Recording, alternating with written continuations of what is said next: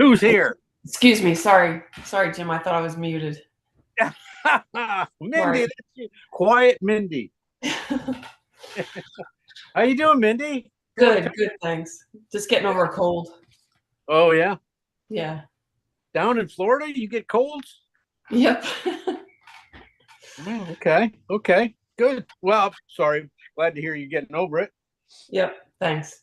Let me see. I got to grab what we're painting and things and what we painted last week.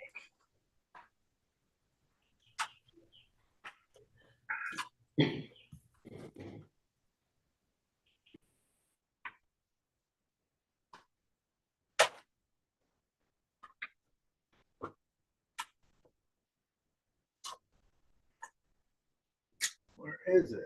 It's gone.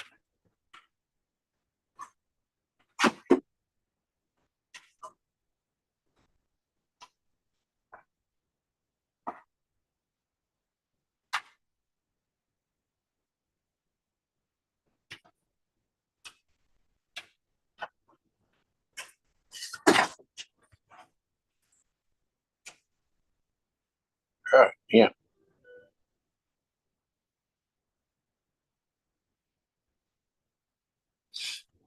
Send myself the link.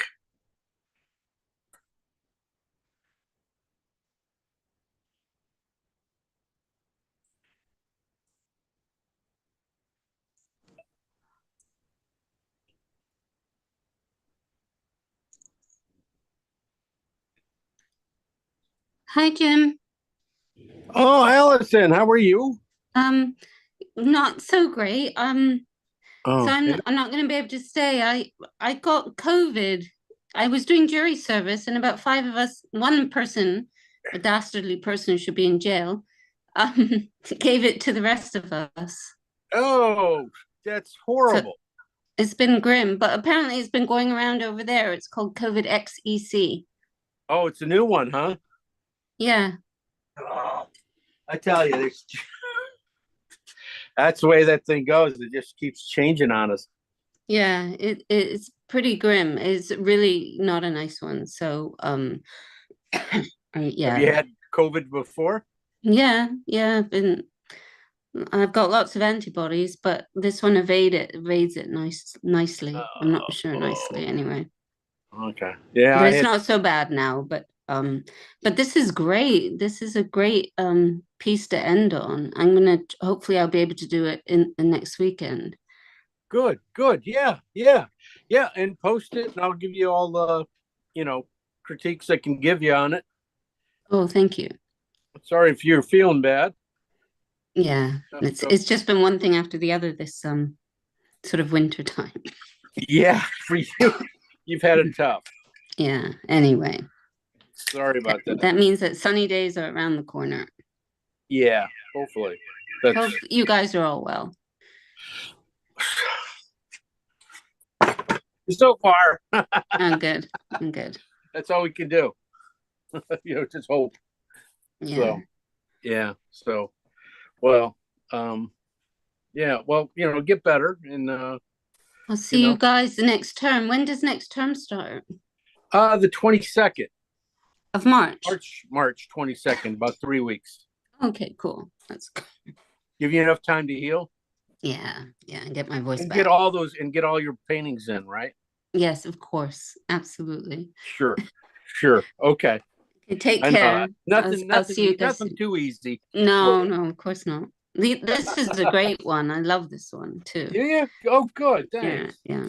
I wasn't sure. I wasn't sure about this one, but Yeah. somebody wanted to paint one because we painted one on Monday night, and so I said, okay, I do have a second one, but Right. anyway, good. Okay, nice to see you, Cindy, and I'll see you guys in a few weeks. Nice to see you. Take care, hon. Yeah, you too. Thank you. Bye. Later. Take well. Bye. You well. All right, let me finish up fixing up this guy.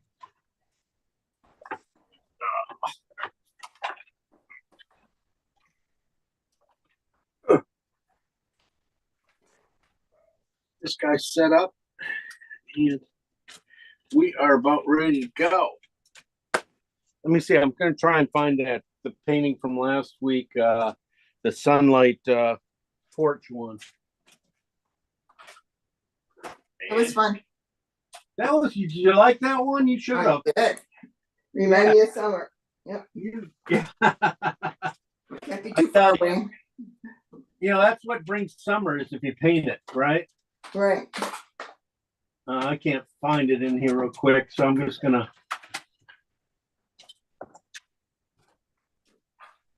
Got a gallery show coming up next week, and One with your so wife. everything's a little bit everywhere. Yeah, me and my wife. Yeah, she's gonna have I didn't summer. know she did pottery. They're pretty cool. She does really nice stuff. Yeah, Yeah. she's a decent potter. She's been doing it for quite a few years now, and Hope you guys do really well. That's great. oh yeah, it's more of a show. It's not a real big sale thing. It's just one of those things they wanted. It's at her place, so there'll be a lot of potters there. So She's in Lyle. Yeah. yeah, well, yeah, the potteries in Lyle. So it's a nice little place, though. So we'll see who shows up for it. Anyway, well, everybody, welcome to the last class here. Last week we painted that sunlit porch.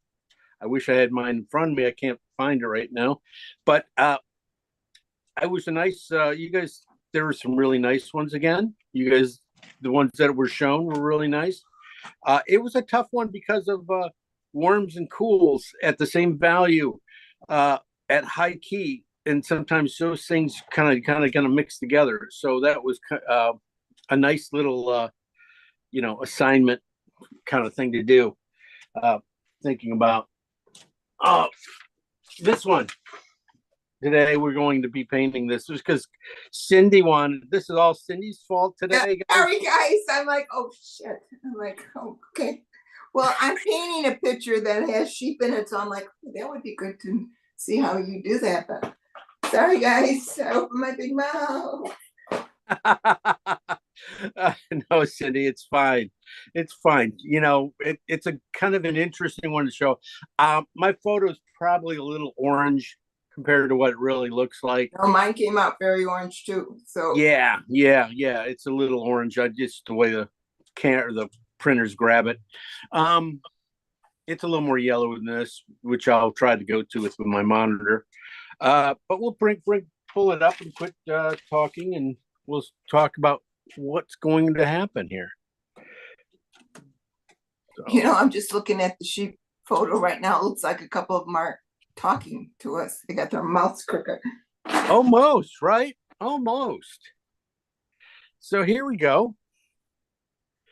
Yeah, it's nice. Well, this is the value study, how values are on it. Good. Yeah. Yeah, you can tell that most of these values down in here pretty much all the same, really close, and they're going to be in this darker range of 9s to 7s, and then you got some midtones, which are pretty much right here. Using the midtones, use the darker values to come forward. So, and those guys are really about 5s, 6s, maybe even the 7s too. But then the highlights, on the top here, just on the sheep and stuff, the very top highlights, yeah, they can go up to 3s and maybe 2s, basically, 4s to 2s, I would say. And then the background, yeah, it drops back down to about, that's more about a 4. And these guys are about 3s and 2s. That might even be a 5. But you can see how dark it gets down in here, the mid-tone, and then this lighter area up here really kind of sets the stage for giving you some depth, even in a kind of almost a monochromatic photo that we have here, since it's only like one color, it seems like. Let me get it up. Yeah, I mean, it's really, like we said, kind of orange, very ochre. There are some greens. You can see a little bit of green cast to it down in this area and in here. And then you can see in their faces. I always see this with white animals, white things. This, especially when you have a strong sun, it's casting a lot of yellow. In the shadows, instead of going just bluish tones, sometimes they go more in the green areas. And that's what I'm seeing here. So their faces, and that will be helpful to really get their heads to stand out.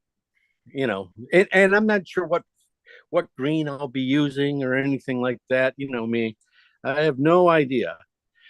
So, also, it's design wise, you do have a nice little path that leads you into them.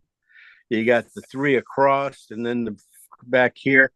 Not much back in here, pretty boring and things.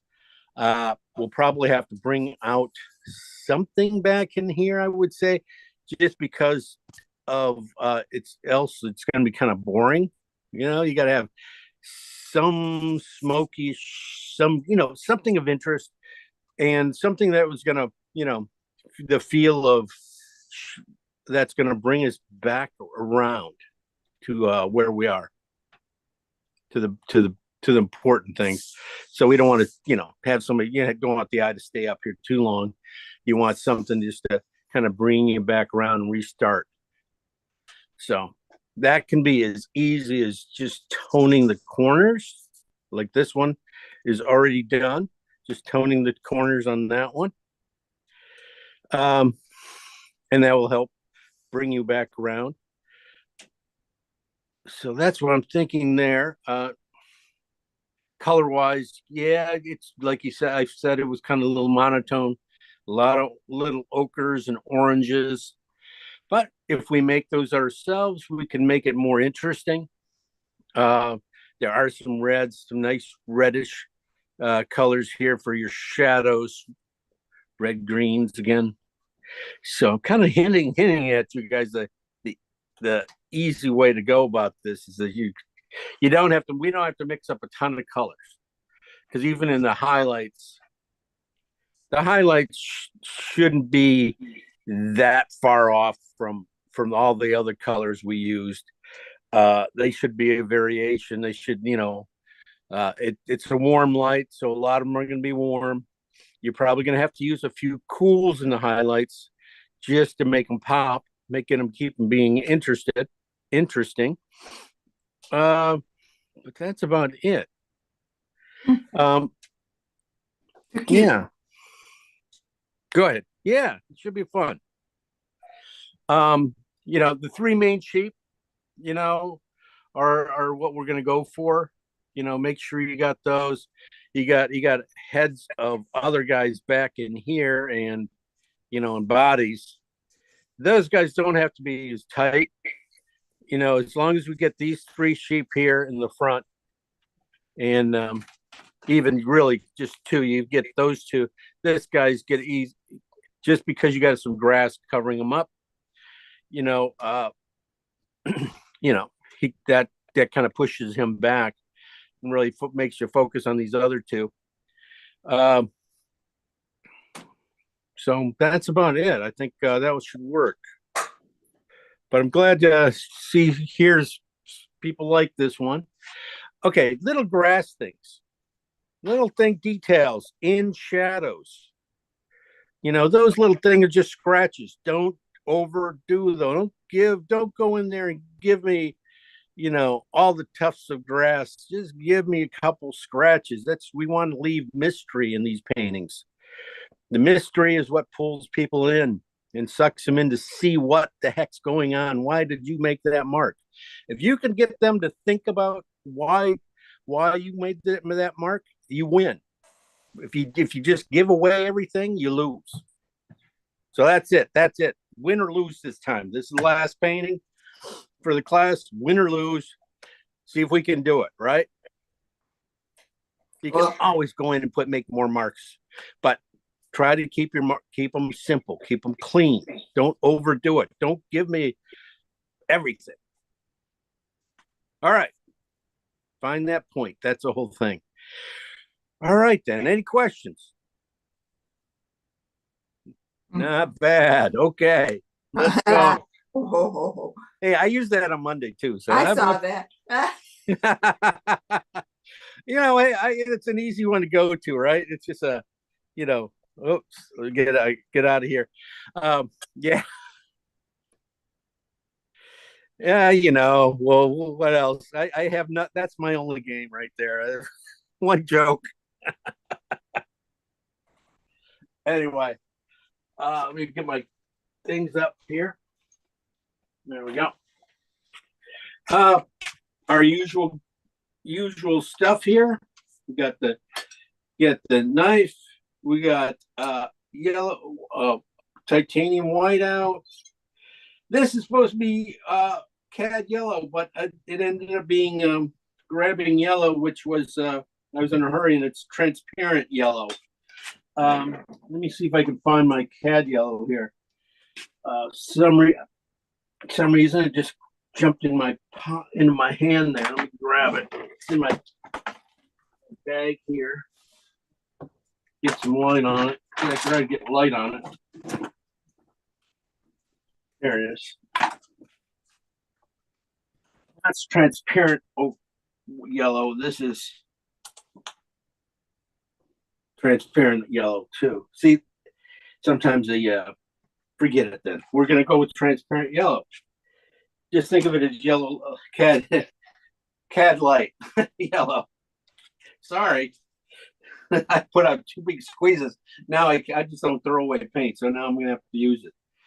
We'll see what happens. You know, this is how you make, you know, change things up. You know, you put out a color that you don't usually use, and you find out you gotta use it, and you make things work. You create new colors. That's how I came up with quite a few of these colors. So that's transparent yellow. I got transparent yellow because I was needing to do glazing on some paintings, and yellow. I wanted some yellow, but yellow is opaque. Cad yellow light is opaque, and most cads are opaque. Jim, I have a question for you before you go on. Like when you glaze, do you just make a real thin, like thin layer, just a real washy, like thin layer with a lot of oil in it, or what do you put in? This is what I use. I use Gelkid. Gelkid? Yeah, What is it? It's a dryer. It's by you put it in. It's just really thin. I think I get that. Yeah, and it'll lay it down in layers. Basically, you're putting on a new layer of paint, and that'll lay over it and be like a transparent thing. But sometimes if you do it with CADs, at the thing, they get a little bit. They look fine when you're glazing, but when they dry, they get a little more opaque, and so they stand out more than what you're putting them on as. So that's why I got some transparent yellow, trying to see if that was going to work with the glaze a little bit better, so I could warm up things in a yellow tone. I don't know. It worked. I'm not even sure if it worked. I can't remember what I did with it. Painted on. This is CAD red light. This is CAD orange. This is ochre, yellow ochre. This is transparent ochre, some ochre transparent thing. Doesn't look anything like ochre. I just grabbed it on my bag. It said, that's the thing. Some of these, tubes got about the same color label on them. Sometimes I'm digging my bag and grab the wrong one. Oxide red light, alizarin crimson. This is cobalt blue hue by Utrecht. Phthalo green on the blue side. And this is transparent oxide red. Just a big brush, big synthetic. Other synthetics I'll be using. This is one of those paintings with sheep and stuff. Probably going to call for more bristle brushes. and having a few different types. You got the square ones, flats, and then we have our filberts, which are a little bit have a little more rounded touch to them. Are interesting, but then we'll come back with the synthetics and do faces and sharp, clean highlights. That's when you want a beautiful synthetic to come in. We'll be doing that. We'll be using a lot of bristle brushes, big brushes too. I always find using the big brushes that what it does is it really just makes me twist my wrist a lot more, trying to get certain shapes. And so it makes more interesting marks. Okay. Well, here we go. Last class for the winter. Hope everybody stayed warm. All right. Cindy, what's our first color? Give me a color that's in this painting. Well, of course, I'm sure you're going to start with, what is this one?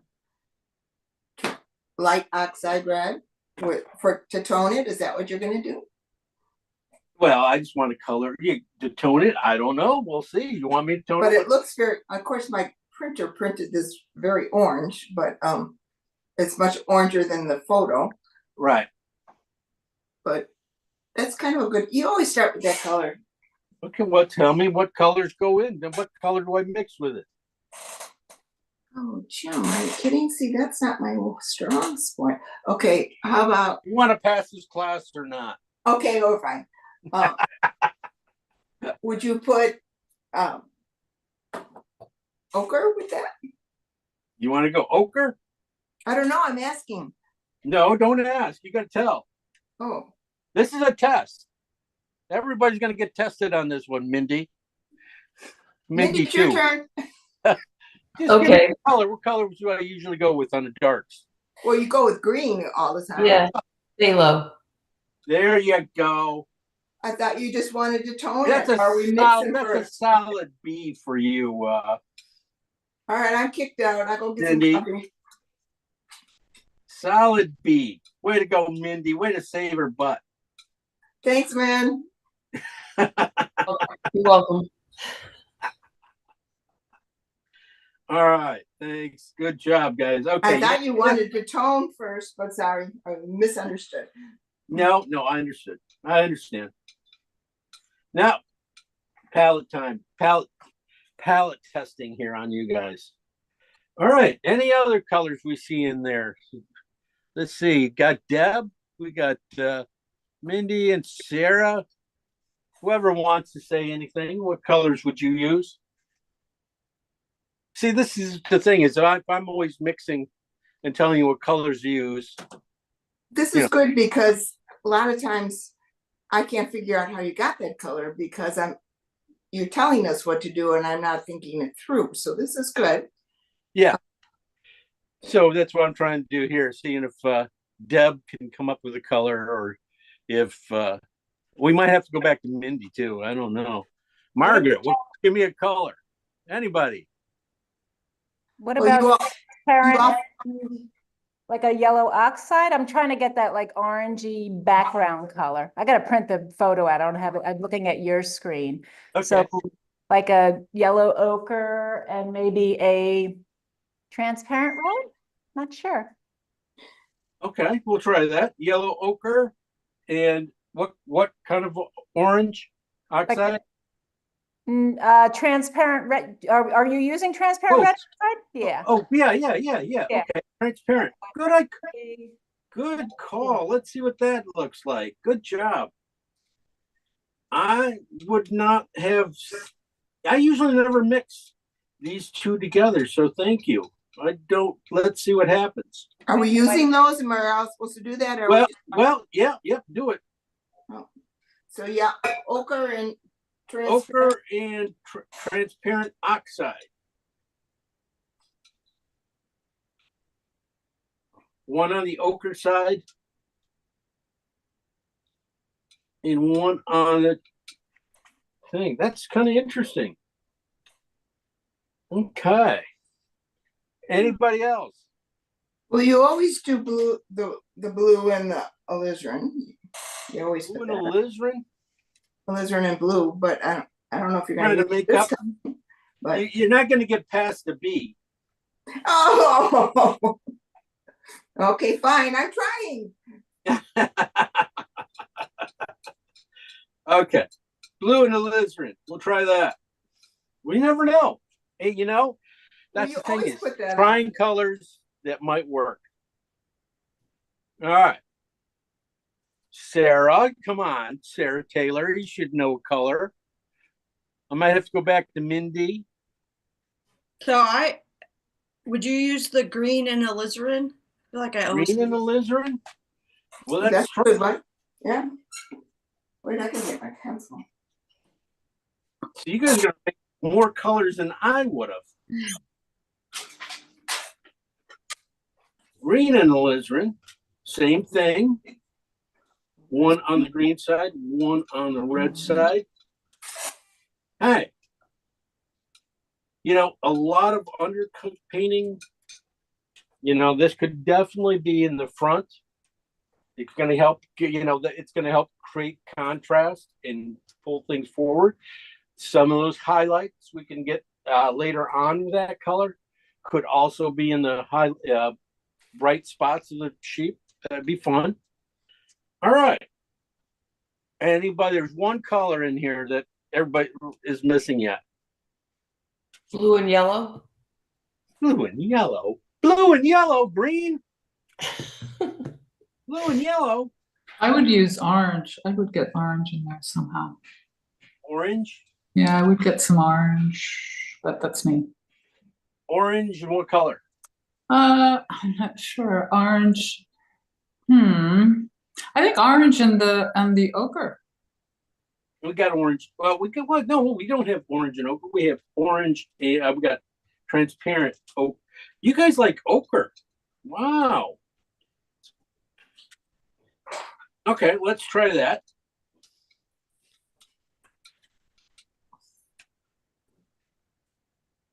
Did we do that one already? Orange and ochre? No, We have one down orange and- here. We do have one down here, but this is a little different. This is different. This is kind of interesting too. This is, you know, this is where you find out how weak ochre is. That ochre just does, you know, it doesn't stand up to anything that has any strength at all to it. You know, where the orange, you can't even get, takes over. not doing too much with that. But I'm gonna cheat it a little bit more. Go almost pure ochre and then just a scratch of this mix here, trying to get it more ochre because I could see this back in here, or in some of these things, or even in these guys. And you know, a lot of times we'll see what happens when you make it a little bit more opaque with just a little bit of white. All right. Is this what we're going to war with? What about those ear colors? Well, you can hardly see them. Inside those ears, these guys in this color here. Yeah, that color is close to that, but I would use a different color. Okay, we'll start with phthalo green and cat red, light. This is a great one too. Definitely I'm going to be on the red sides. Going to get us into some of these ears. Okay. Oh, that green is strong. Really Yeah, you really do have to watch it. But it's just a little bit stronger than the oxide red. All right, let's split these piles and see what we have. Go down to a value, probably a mid-tone value. I don't know. Jeez, I have no idea. Anybody have an idea what mid-tone we'd go to? You mean number? Yeah, You said about 4 or 5? that's your highlight. Oh, So you got the highlight right. 7. There's a good 7. number. Yeah. Thank you. Some of these colors, brighter ones, are pretty much there. So those can go down to just add white to the more orange ones, probably. But we will take these other guys down to 7s, which is not going to be that much white into these colors anyway. But basically, don't want to get too it's a very orange and warm painting, so I don't want to get too cool. So by just keeping them at a 7 before the white takes over and cools off the color, is good. I mean, that's what I'm saying about all these cools. At least they're already cool, but you never know. Let's see what we have. We're going to be playing with all these colors. Now you're going to have to use every one of these colors in this painting. okay, I'm already starting out bad. Mine sure look different than yours. What's going on here? What color? The first two, mine, I barely use. yours look so, the second one looks so brown. Well, Yeah, that they're staying on the red side. Even in that you're going to find even the red side feels green in this painting.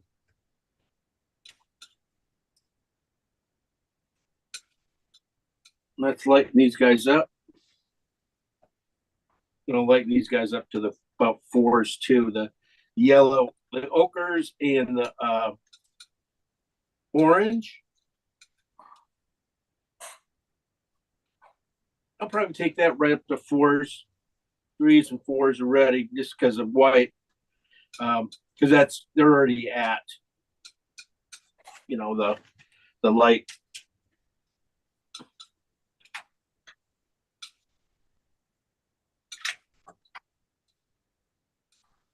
That's just what happens. These cools are pretty good. Probably just here more in these two. Now I do want the phthalo to come through on this, and this is where I'm getting a little bit of too much alizarin in this color right here. This could be my alizarin value. Really, I'm going to steal a little bit and add green to it. I do need a green color to pop through here. Not so much not so much in everything, but just a little bit in these in their faces. That's what I'm looking at. I would really like to have green in their faces. Whenever I use green like this, it reminds me of Toulouse-Lautrec's Moulin Rouge paintings. That gaslight and the bartenders and the girls, the dancers, everybody had a little phthalo greenish tone to their face.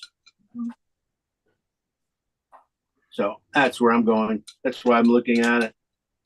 Oops, that one I took just a hair too far. That's okay. I'm going to leave that. All right. Yeah.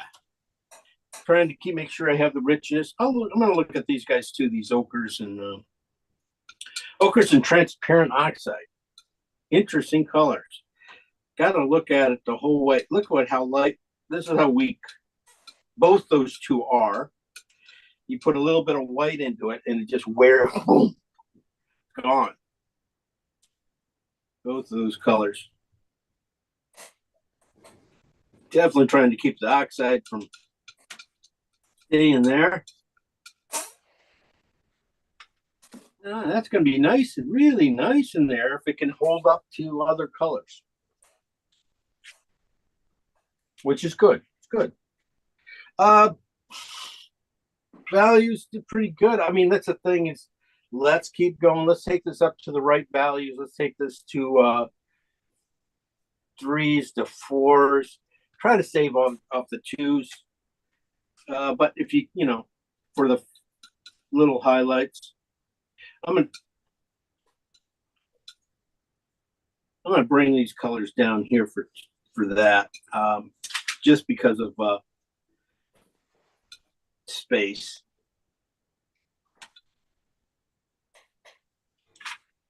So I'm just gonna bring the little pieces down, and this should do it.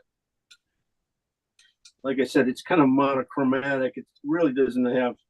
It's either, you know, orange and one color basically. You can almost paint this one. But we are going full blown. We could add some yellows probably to some of these colors too. So let's see. I'm gonna take these to about 3, so it's like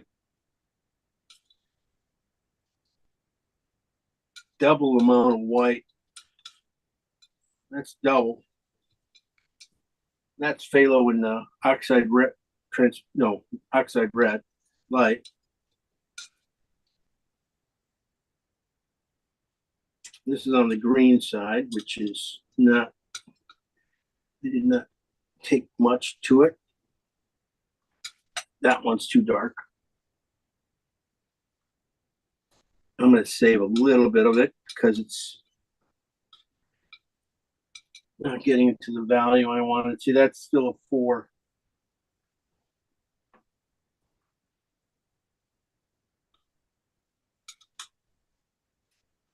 There you go. What color was that, Jim? That That pinky? was, that was oxide red, light, and phthalo green. Mine is really. That's on the red side showing up. So I took it a little easier on the green.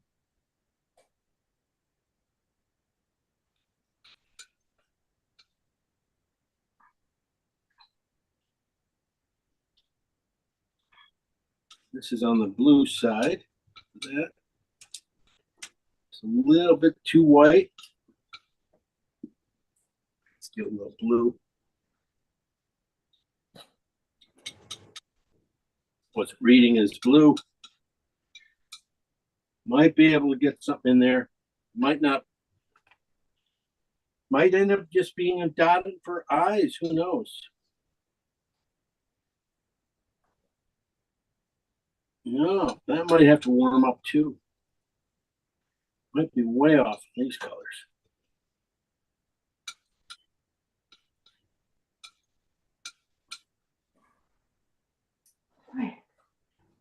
But at least, you know, I can always blame you guys. That's the key thing, is if it doesn't turn out, you got somebody to blame or something to blame, right? We don't leave that in our heads that, you know, it was your fault anyway.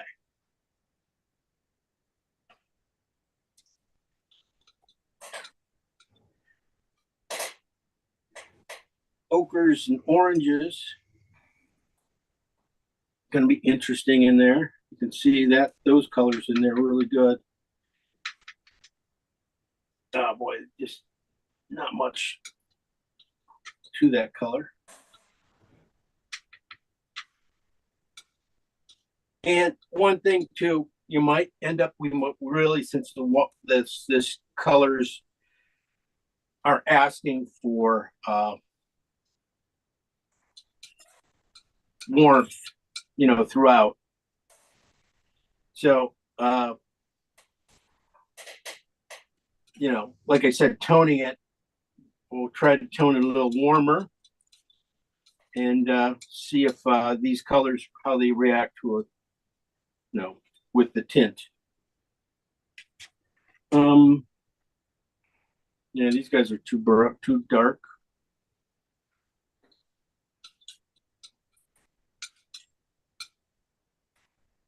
See, I could use a little more green. It should have been both these two colors. I'm gonna put a little bit more green in. I need a little bit for the faces, and that's gonna be from these two colors. Or oh, not that.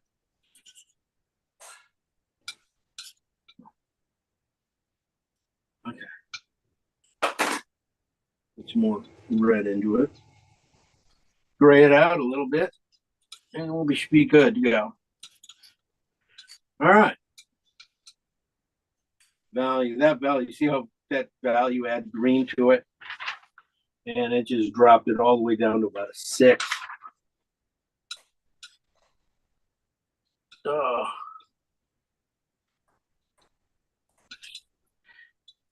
Let me stick that over there and just add some more white to it. Here.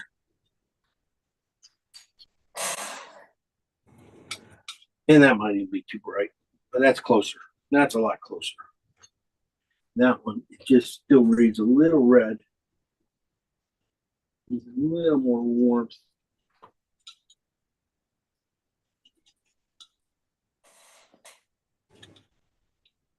Gray it out a little bit. Oops. And add white. And you can see it starts to get there.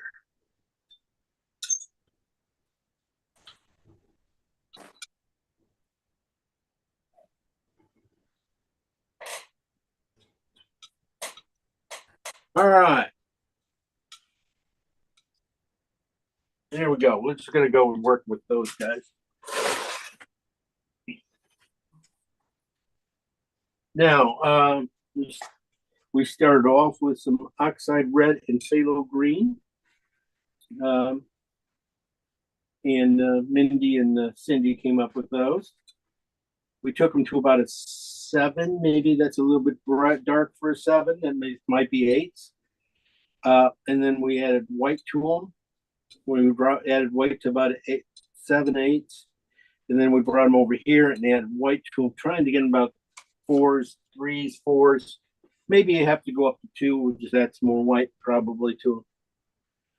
Here we came up. This is a nice color. Ochre and transparent oxide. I have not mixed those two colors together. It's one of those things. I just never mix them together. Because usually I have so many orange variations, but this is a nice one. So we'll try it. And so that we brought that down, added just a little bit of white to it. I did not add white to it there. I did not add white. I had only added white there. I was going to, but didn't.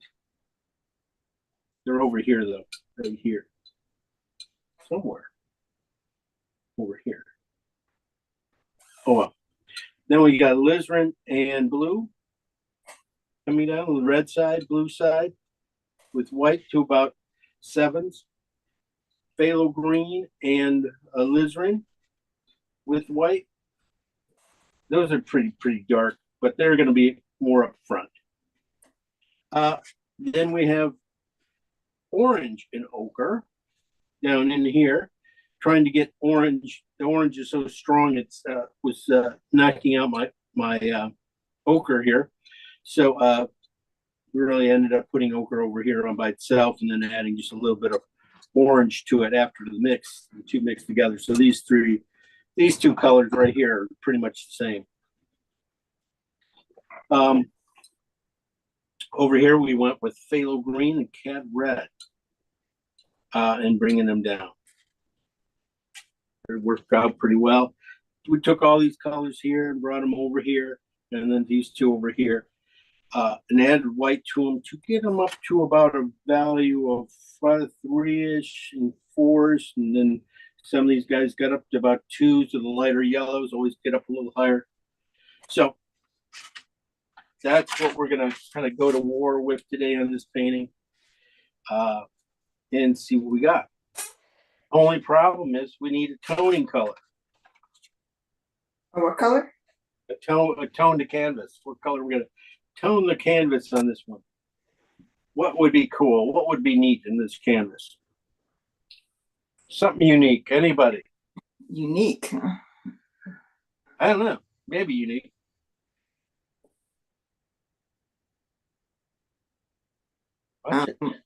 Bunch of chickens out there. I know that you always use like transparent oxide red or the other Yeah. side. Do that. Want something We do it. different. How about I would use transparent orange oxide. Transparent. Okay.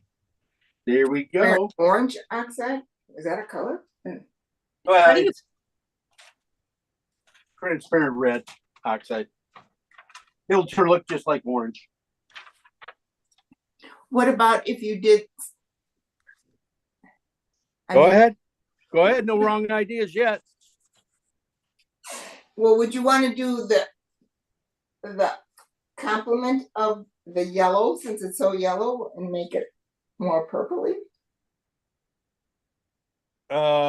So complement. That would work. You what? Purple? You want to go purple? No, I'm I'm- just asking, would you do the Yeah. opposite of the yellow? Well, No, that might screw up the yellow though. yeah. That's gonna muddy your painting up. Okay, so If it's not dry, the way we're working wet and wet. If it's not dry, it it will will. turn muddy. Yeah. You'll get mud. So yeah, that's why I usually go with something like this. I'm not adding. If I did phthalo green, the painting would be phthalo green. You would never get that out of here, right? You can I do- had a class once where that was the only color that we could use. It was awful. Phthalo green and white, that's the only two colors. Oh, that's tough. Yeah, it was a tough one. What a chump that guy was, probably. Well, would you do more of a brownish undertone because to try to set, but would that muddy the colors too? It's an orange. Brown's in the orange family. Transparent oxides in the orange family too. So, you could definitely go with an umber. You could do a burnt umber. You could burnt sienna. You could do oxide. That's, and even if you had to, you could go with like a cad red. Really? Cat red. I mean, yeah, well, yeah, you could try something weird like that. So You that's all. normally do more earthy tones, right? I usually do I stay with the earthy, more natural type tones in the painting.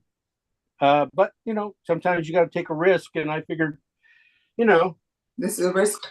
yeah, it's oils. We can always fix it. You can always wait till it dries. You can always scrape it down. We can do things. We can try and have some fun with it. So, okay, I'm just gonna go with, transparent oxide for now. And we'll see how that should, that's pretty much gonna make the painting. I'm gonna bring this in as close as I can for you guys. Bring everything in. Oops. Settled here.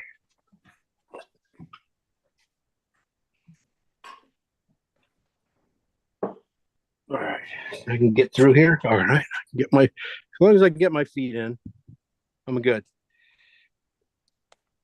I'm just doing a 12 by 16. I'm not doing anything huge. So, last call if anybody wants to change colors on the opening. Take a I chance. already got my B, so let someone else get one. You got okay for an A. For an A, what color should we try? Should we try something different now? I'll just go. Ochre will be fine. I mean, not ochre. You do like transparent colors at the beginning too. So transparent oxide's good. Burnt sienna's good. Burnt umber's good. Like the phthalo green, alizarin, weird colors. That's why I always like them in the darks. They're just so chance to get some nice stuff going right away. You always used to use Venetian red. That's sort of Oh yeah, Like that. Venetian red. Yeah. that's sort of like the transparent oxide, right? Or it's a little Yeah, bit richer or heavier or it less is. opaque. It is. Yeah, it's a little more opaque, and it is really heavy, rich wise. It is a strong color, where like this transparent color is just a weak staining color. I mean, it does not hold up to other colors. Does not. Yeah, like you said, does not hold up to other colors very well.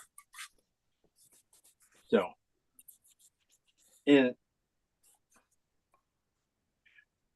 So as a rule, you wouldn't try to put a complementary color over each other because it turns, right? I kind of learned that. yeah, it would look pretty heavy. It would go very, Unless kinda it was dark. dry, right? Yeah. But if it was dry, it'd be fine to show through, and if it didn't mix, that'd be fine. I know people who do acrylic underneath, and tone their painting like that. So When I went to COD, they that instructor always had us paint the canvas red acrylic to start with. It was beet red. That's what we had to work with. just gives me shivers to hear It was that. tough. I mean, you had to paint it, of course, to bring it to class dry. Yeah.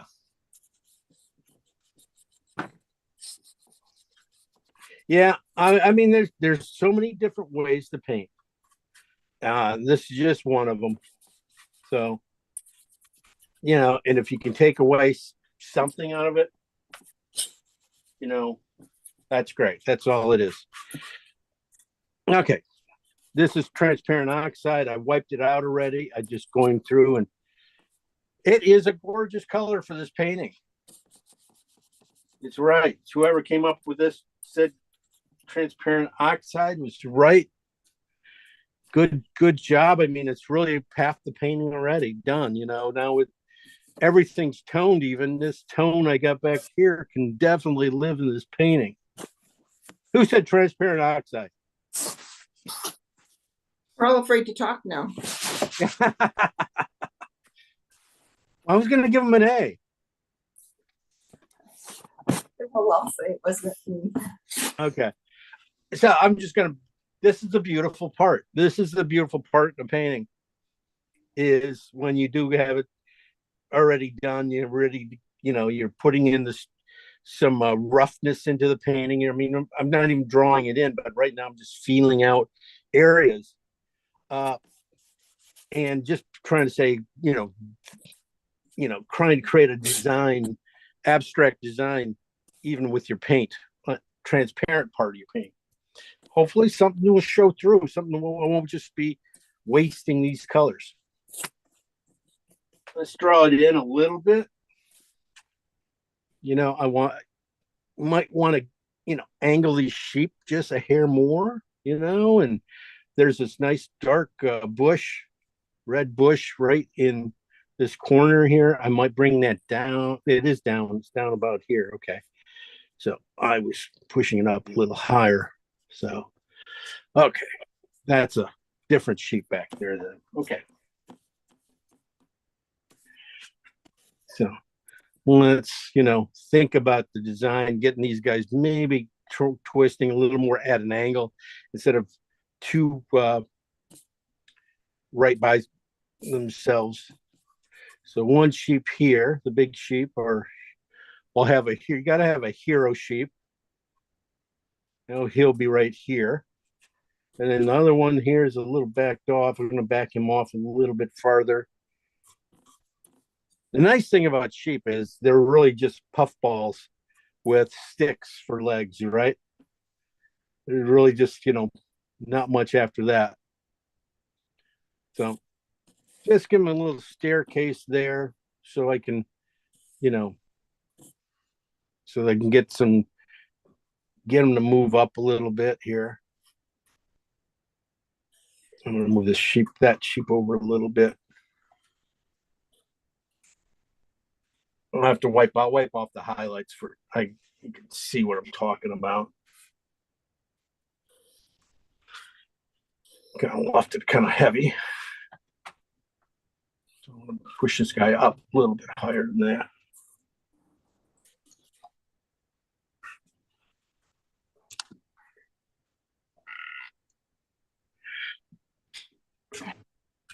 And then this guy over here, looking back a little bit. The nice thing is he's looking back at least, so that also helps push the, the painting.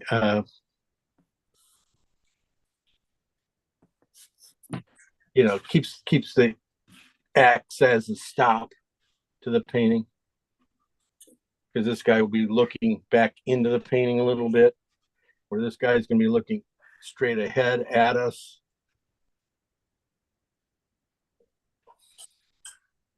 This guy does too.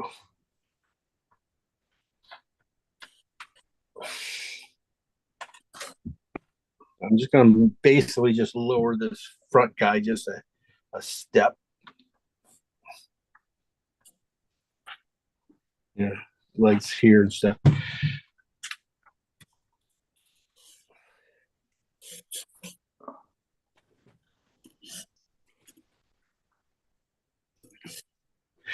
Then you got some backs of sheep back in here, pushing back in with some nice, like I said, a little uneaten bush, at least. So for now, shadows definitely in this color be nice too.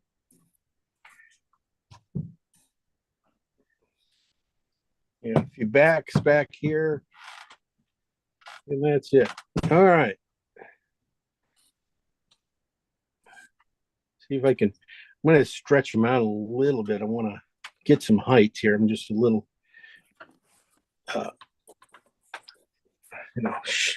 feels a little shallow. Everything's squished right here, almost in the middle. Yeah, that's what happened. I moved it down, and everything fell in the middle. Oh, Jesus.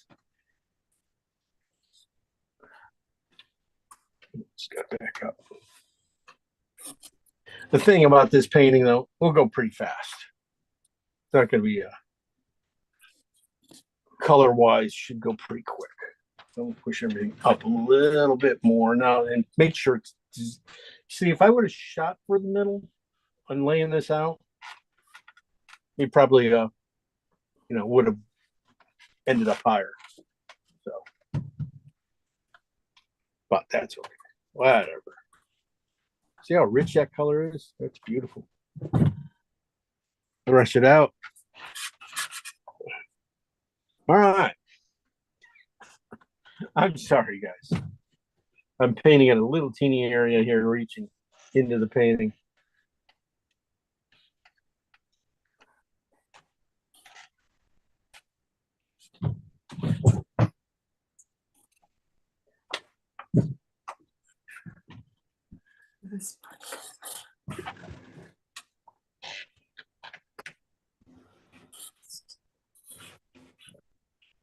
This guy should be way up here.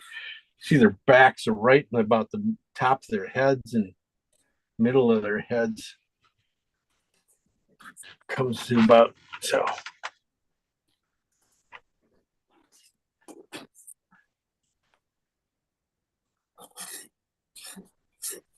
And then just a lot of little indications back here. There's going to be a lot of just highlight indications of sheep.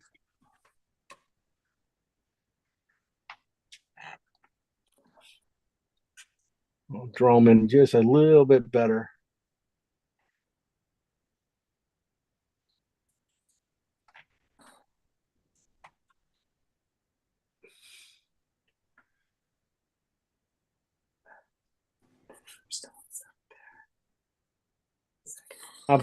I'm just gonna put dabs in for ears for you, where you can sort of see where I'm talking about if you want. So Comes off.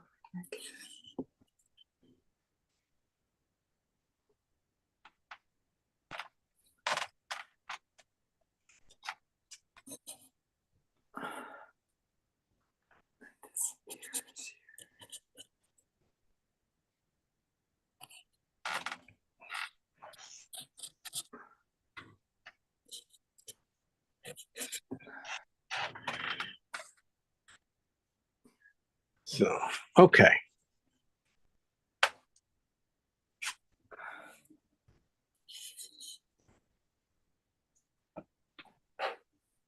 A little bit better drawing. I'm just sorry, just when I do some of these things like this, it's just the draw. I don't worry quite as much about the drawing because I kind of know it's gonna, be there at the end.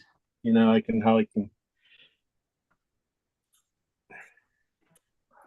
that really only gonna have like these 2 to 3 sheep to really have to get anywhere close to. And like I said, they're just basically puffballs. So little shapes and stuff. So it's not so okay. So there we go. These 3 here, just pushed this one up, raised this one up just a little bit more than he was, and this guy too a little bit, trying to get a little bit of a directional line going here. And bring in the background, which will be one of the things. If I don't have to do much of the background, that's fine too. I don't want a whole lot of colors back here, so maybe even a wash like this might be good enough. A lot of times I find that it works better that way, not putting in coming in with a bunch of other colors or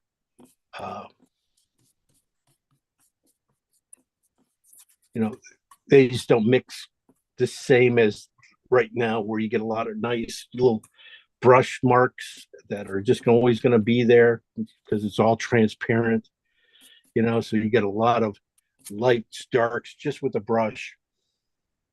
And then when you add another color, sometimes it's just like kind of breaks that look. And I always figure if I can put it in light and stuff, it's probably better to do it that way. I feel better about that. Like I said back here too, maybe toning the corners of the paintings back here just to get it around, to get the eye to move instead of start to rotate around painting. All right. So sometimes even this little area here, there's a little part of working the painting this way.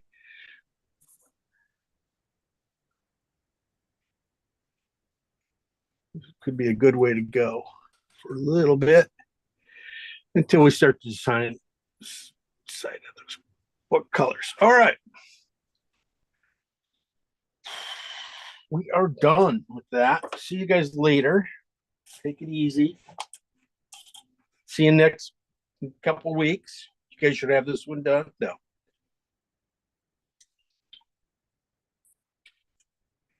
I'm going to switch over to my bristle brush.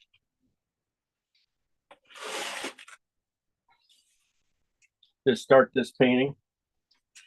These next 2 colors are going to pretty much do 3/4 of the work of this painting. Maybe 3/4 of the painting should be done when I get done with these 2 colors. It's just oxide red and phthalo green. Here's the red side.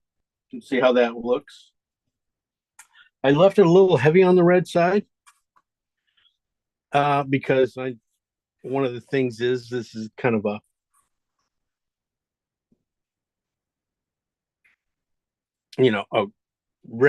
reddish orange painting. And usually just a little bit of phthalo green's gonna take this painting, take the color and go run, So I wanna just hedge my bet here a little bit and make sure get that red in there. It's not that rich. Doesn't feel as rich, but definitely you could put it in some of these shadow areas, these sheep's fur a little bit in here. I'm putting it in very lightly though, not really opaque. I'm not trying to, make any real opaque areas yet.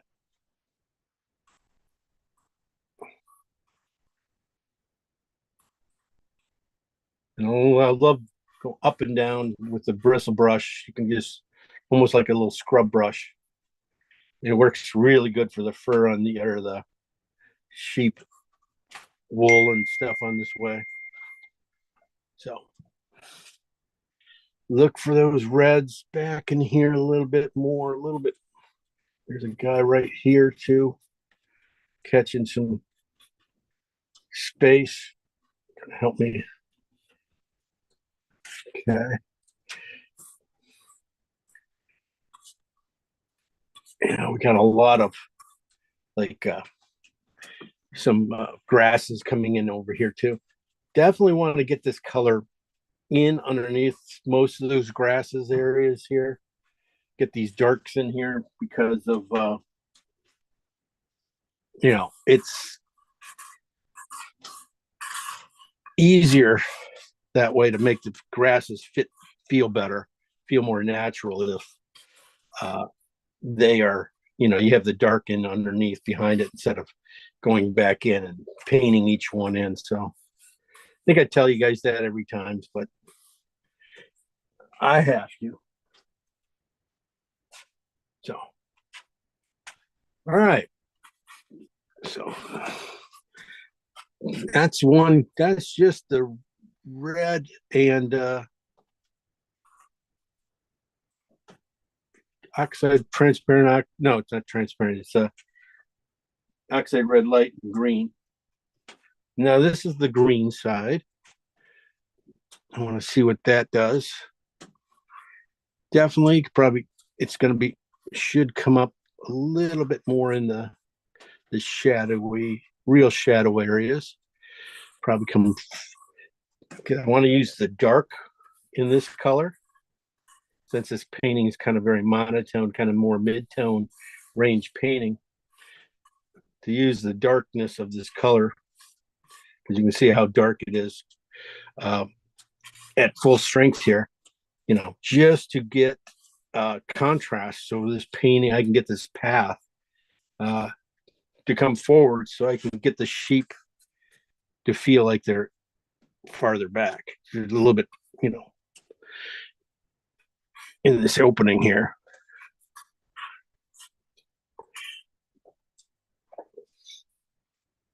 And you can see this green, this shadow that comes across and goes even into this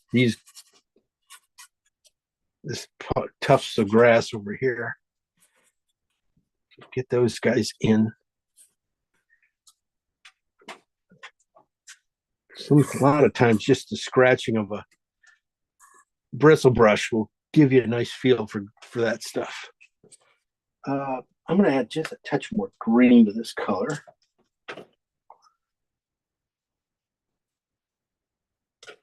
I did go on the red side. I think I want to get a little bit of green to it for some of these. That's a little heavy, but I can lighten that up. That's what it was supposed to be. This one just came in really heavy right off the bat. Let me wipe that out. Okay. I just feel a little bit of green in that guy there. Get that back. Okay.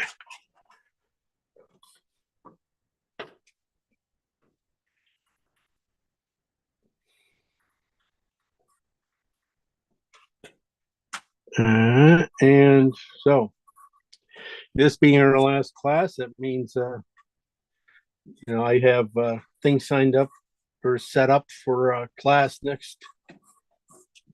this spring. In a few weeks, we'll be back here doing this. I'm probably going to have a free class too. And it might be next week. I'm not sure. It just depends. I have this little opening on Friday night. It depends if I feel like, that's the thing. I feel like painting the next day. So probably let's just make it in a couple weeks. Week before I can't do that because I got a workshop. Yeah, so I can do a Monday night. If you guys want to come on a Monday night and paint, won't be this Monday night, but next Monday night afterwards we'll do one. Okay, just little humps for some of these big guys back in here. Just trying to get some greens going in here with these reds.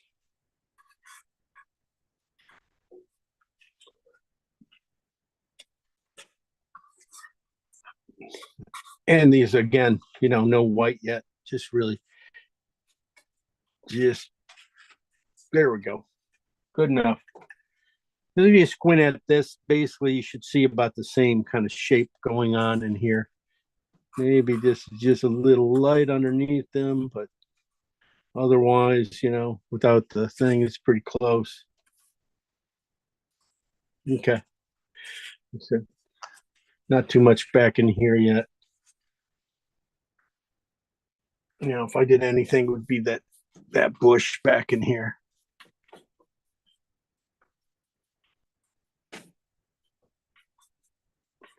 Like it's very simple things.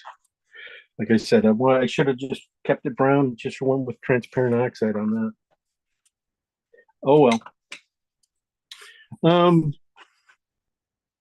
Okay. I'm going to switch to a different bristle. That one's a little big now to start to get farther in here. The next colors are ochre and transparent oxide.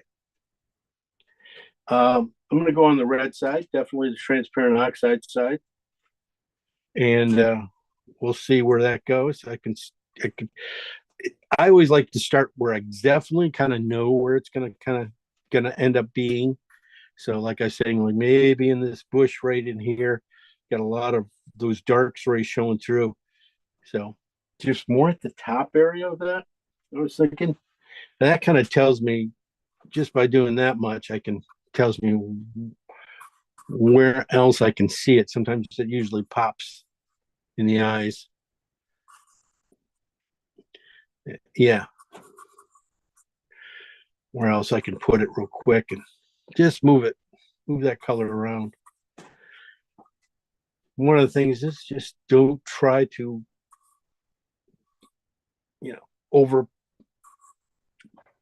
keep your colors thin and work to thick.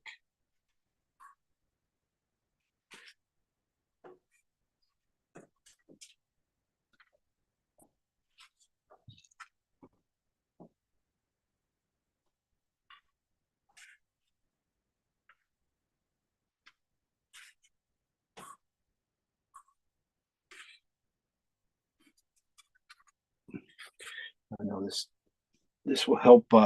It's got right here. This when I put the back of this sheep here, I put it in so green. Definitely knew it was going to go more red, but sometimes you just want to get the darks in. I'll lay those guys down and then I'll separate them out with a highlight. That'll be good.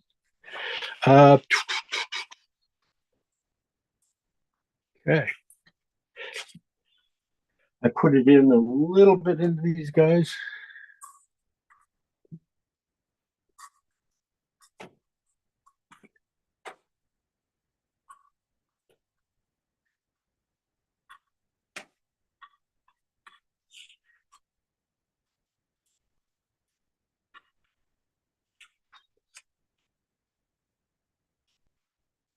This is just the orange side.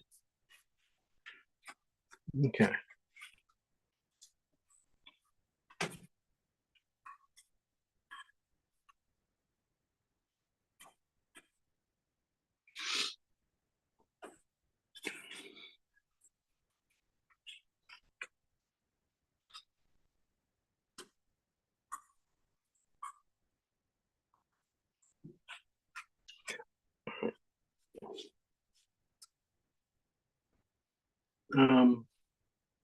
All right, well, let's try the ochre side. Still jumping ahead. This would have been a little bit more. I would have probably waited on this color a little bit, but it's okay. You know, sometimes just to help, you know, get the painting going a little bit. I mean, so uh, get a little lightness in here.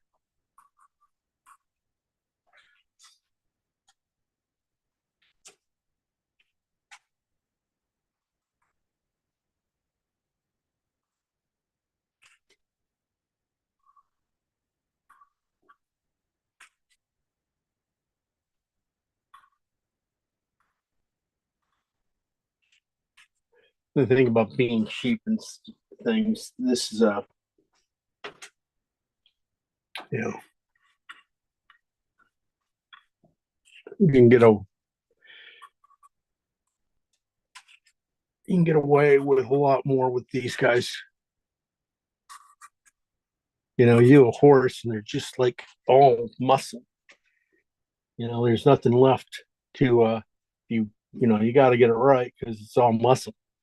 Where these guys, you can make them any kind of any fluff you want. Okay.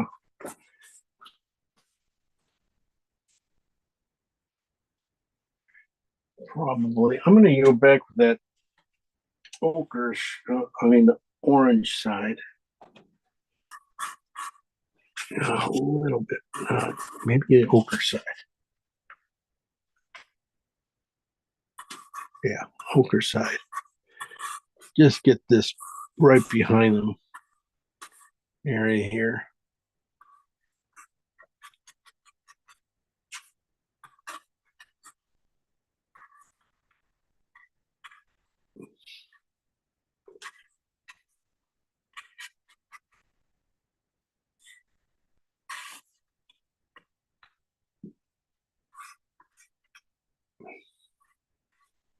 Really.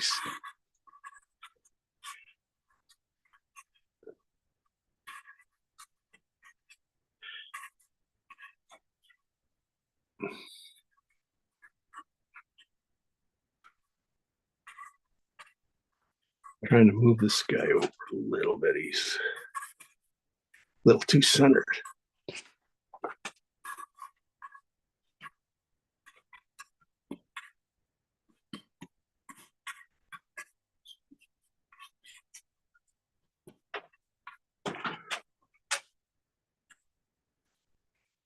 So this is ochre and ochre and transparent oxide going in right here. Yeah. This is on the ochre side too. So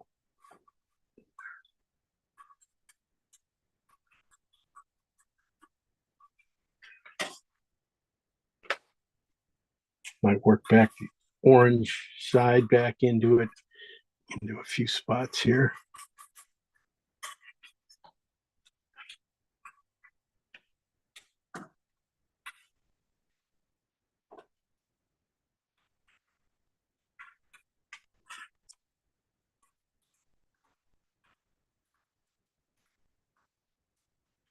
Okay.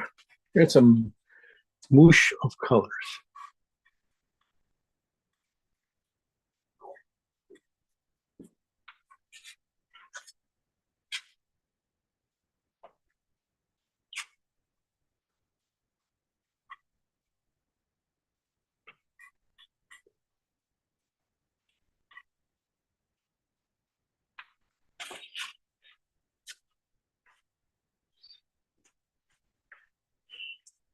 All right.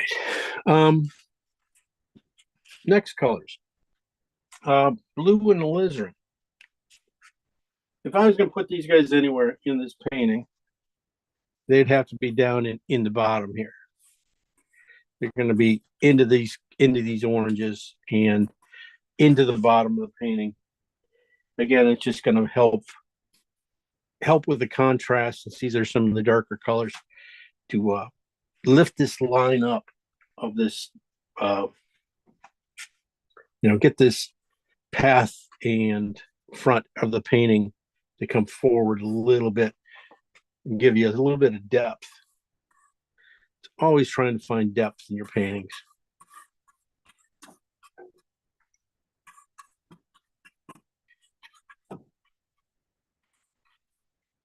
That goes there. That's the alizarin side, which has a nice little bit of red in it, so works in there a little bit. Definitely, you might be able to find it really nice. Always kind of find them in the middle of grasses and things. So I'm just trying to get a little bit of darkness in here, which it's tough to do with a bristle brush because after the first stroke with it, the colors lose a lot of potency.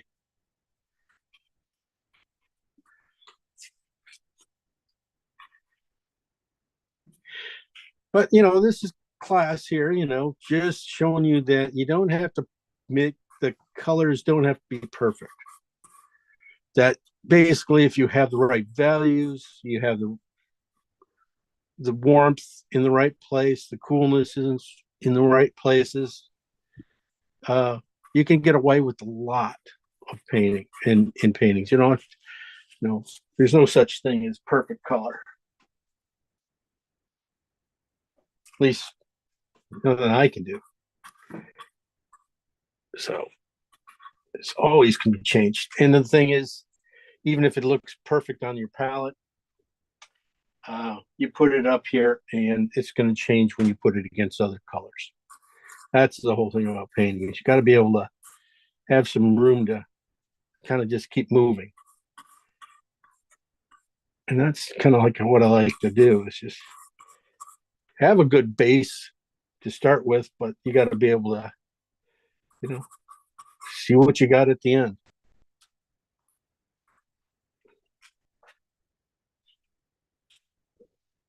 Try to stay out of color trouble, but it's always going to be there.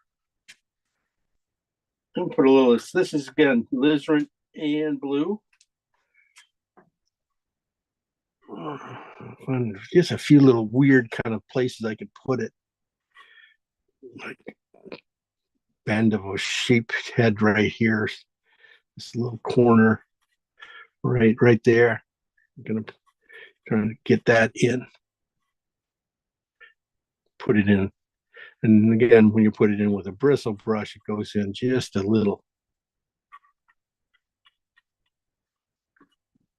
Yeah. Does mix, and that's the thing, is if you're working with a bristle brush, you could create mud really quickly with these colors.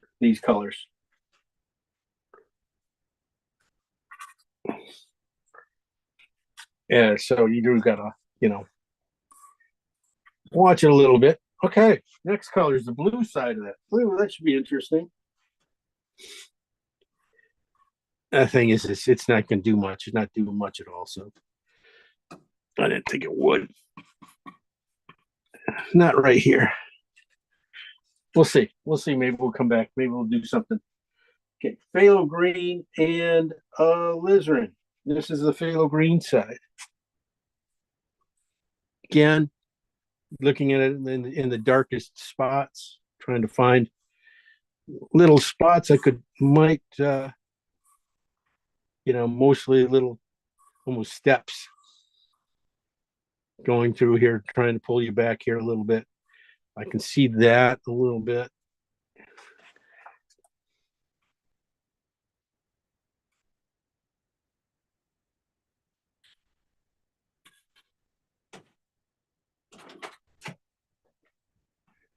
This painting will come to life in a few minutes. Won't take long on this one, I don't think. But it's kind of fun. Just trying to force some colors in areas that maybe I normally wouldn't, or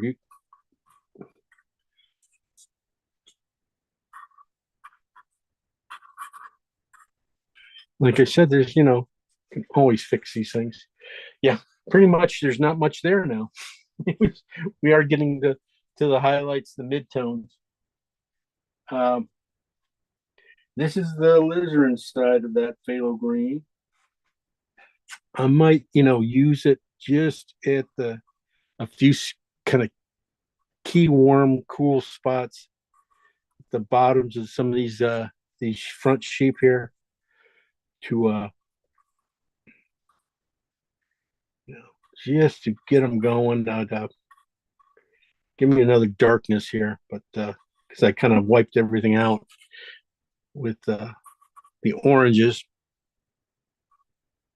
but we'll see. So I'm just marking the little spots. That's about it. Again, not much going on in here.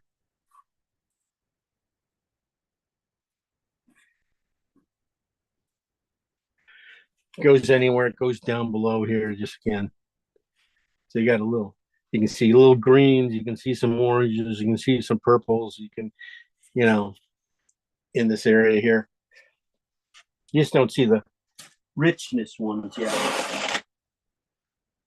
Now, my brush is really dirty with all those darks.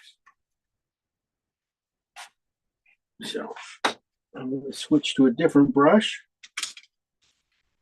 Another bristle.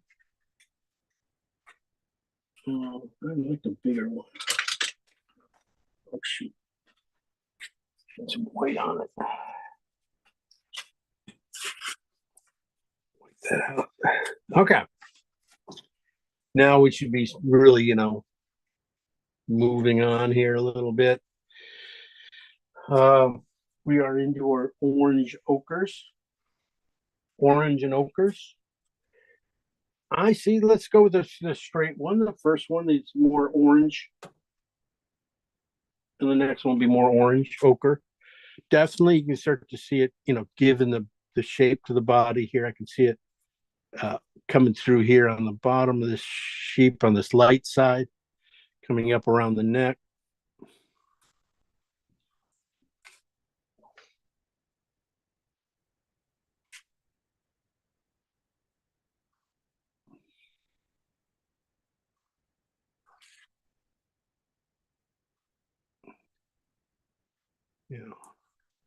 Start to see how far that back goes.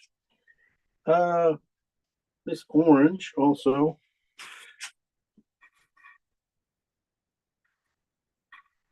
You can use a little bit of it into this tops of this bush here. Start to give it some light. Give a little more red there, a little cad reddish, a little bit more into that bush yet. So not too much. Let's head over a little bit more.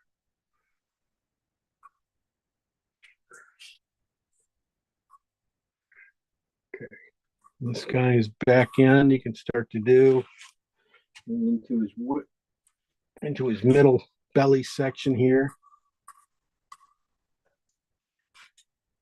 and into the shoulders and neck.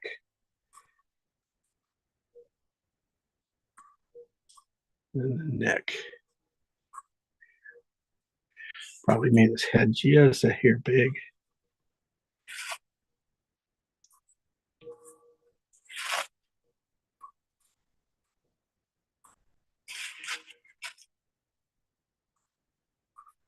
Get this guy outside here too. Start to get him with, again, you haven't used any white yet. This third sheep back end, definitely back end, and then start to get the light going across. You definitely see this too low. where this other sheep, shadows going across, tells you that light is really low. It's always try to, stay with the light, where that light's coming from, stay with it while you paint. Don't lose the direction of it. Because that's usually what helps screw up paintings, when you get light going, changing light from one spot to the next. It happens.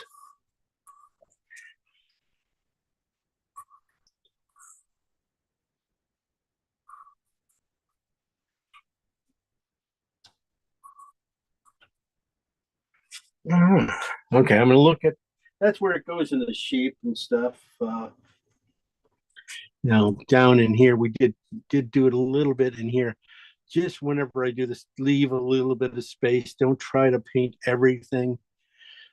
Leave room for other paint to come in, or else you get kind of a lot of too much going on.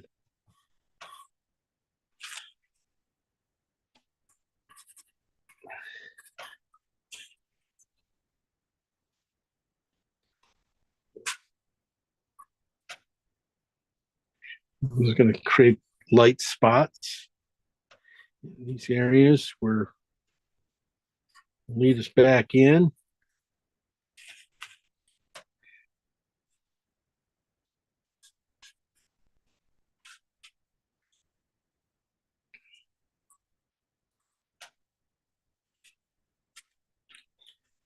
Just like anywhere else this guy go. Yeah. Pretty kind of close to what we have back in here too. Just slightly different. Maybe I go to the ochre side. I haven't, here I am painting and thinking I'm done. I didn't even do the ochre side of this color. Definitely see it going back in here. Kind of pulling these areas together a little bit. A little bit rich for right in here. Almost like a fogged shape. It's a little soft, no real edges to anything back in here. So a bristle brush always works great for that kind of stuff.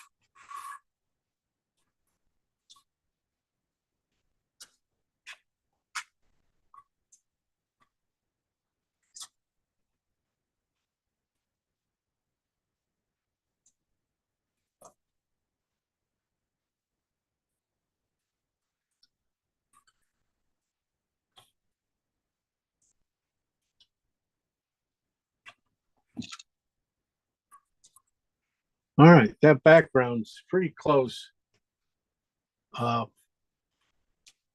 Really just without any white and stuff, just using the canvas as your white. That works. That can work. That can help push these guys down. So I can just sit and concentrate more on the rest of everything else. See where this highlight, this is ochre and orange, and this is on the ochre side. It is a nice mid-tone.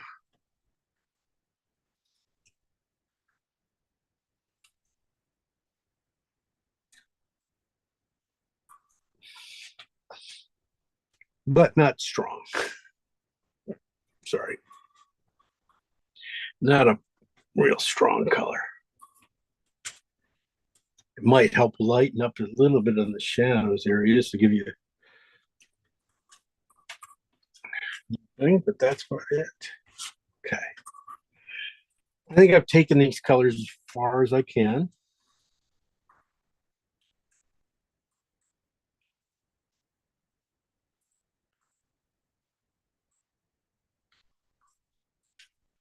My darks with any white and stuff, pretty much. So we'll jump down. See what happens with the midtone. See where the midtones take me. Wait, I didn't use oxide. Wait, sorry for that.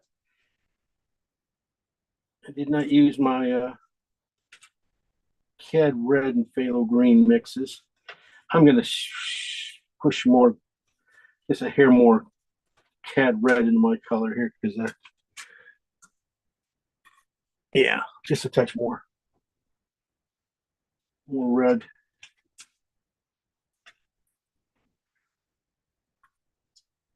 Into this, just the little areas here I want to get.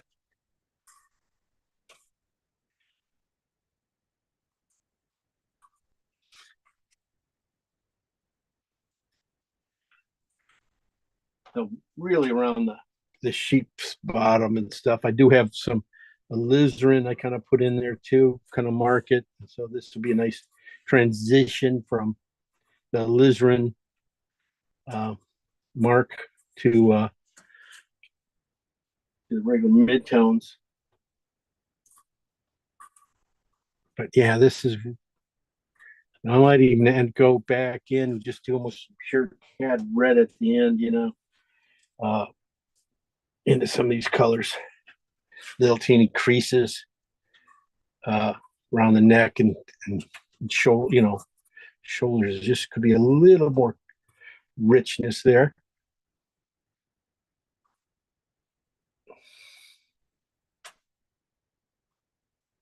Just gonna pop in an ear or two too to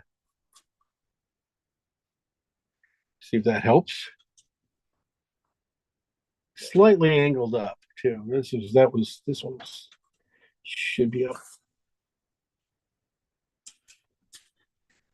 more of a slight angle to them.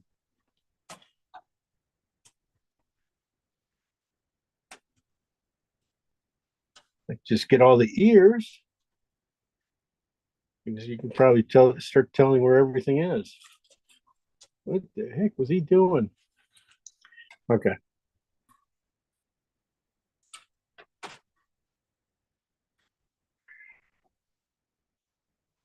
More CAD red right here. Definitely in these front three, that's where you're gonna find all that the red, CAD red in the green, mostly CAD red showing through. I was trying to get this bush here and here to have some real richness to it. And so, sometimes you just need to be able to punch it in here.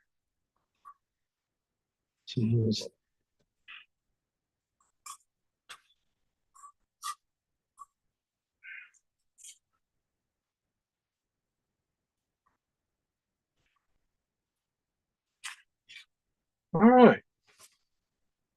Yeah, I mean, you're going to find little spots of that through some of these darks too, but I'm gonna lay off it for now. And let's see, this is the phthalo green and CAD red. This is on the green side. This is really, yeah, a little more red into it. That's so green. There's just a few little spots of grass.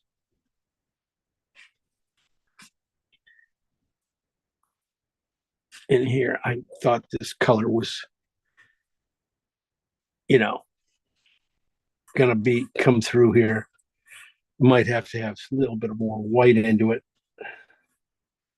This is right in the mid line area right here, of the path. It's where I saw just a little bit of this color showing through. Working back into where all these feet are, right in here. This color can go back into that area lightly. So you still got a lot of red showing through.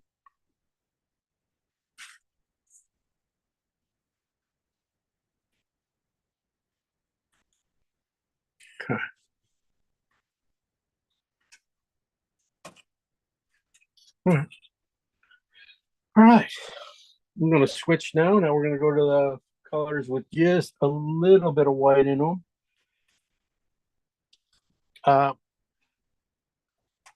Again, we're gonna go just a touch more white on these, I think. Oxide red and phthalo green.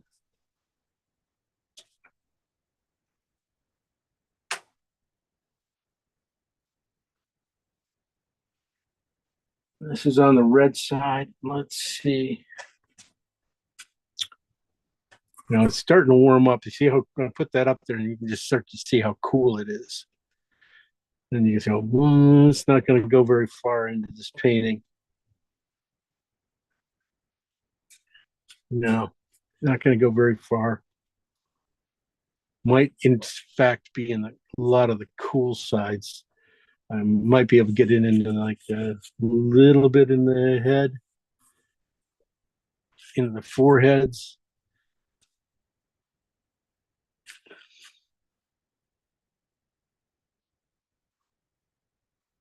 You know, coming down to the nose.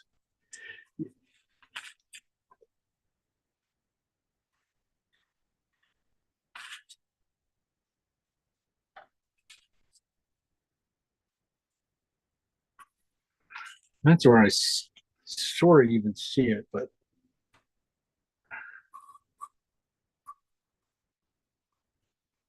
kind of two-headed guy back here. Okay. Came out really kind of cool, that color. I'm going to add just a little more phthalo to my green side.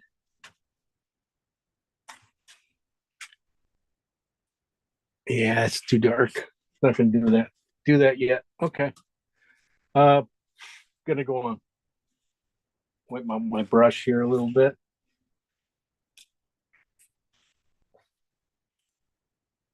I'm just gonna pretty much shoot most of these other colors. Everything else I have here is in the orange, light orange range. I want to get the dark midtones first in. So the oranges I'm not going to do too much with anymore. And I'm gonna probably go to this. I'm gonna just throw in this phthalo and alizarin color. This is a kind of green. This is on the green side, and see how that goes down in here. This is just it's more of an accent into these colors. Just seeing how that green that cool green becomes a warm green in a few spots here. And I'm just barely touching it. Definitely with a bristle, you can get some nice effects.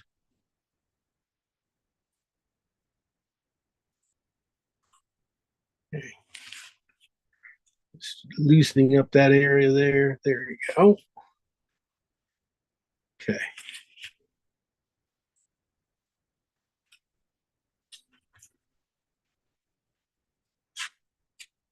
Yeah, I think I was thinking, like I was going to say, on trying to get some of this phthalo green into their faces here.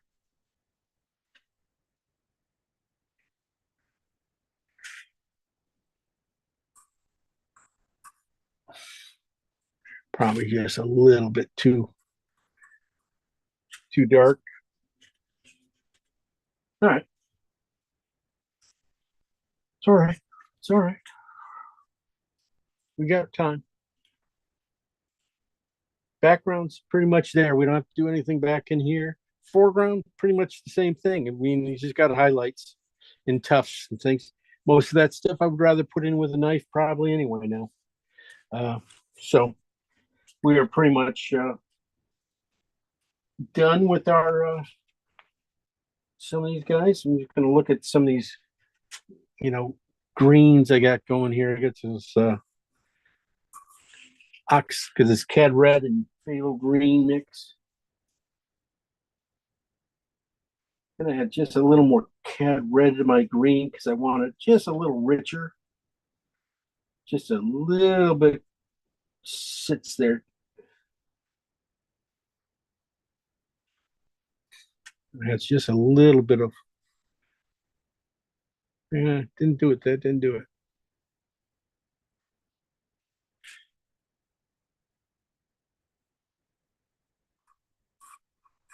Think about their legs. So this is a phthalo green alizarin, or phthalo green cad red. Should be at a 7. I think it's more an 8 or 9. So I'm gonna lighten it up just a hair more. See about it. Putting in the front legs on some of these guys here.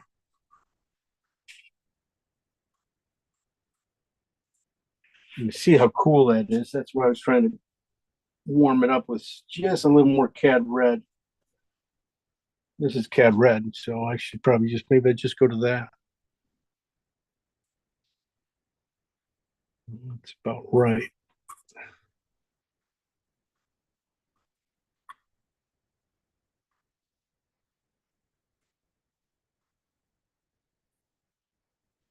Okay. See if I can any place to put that. I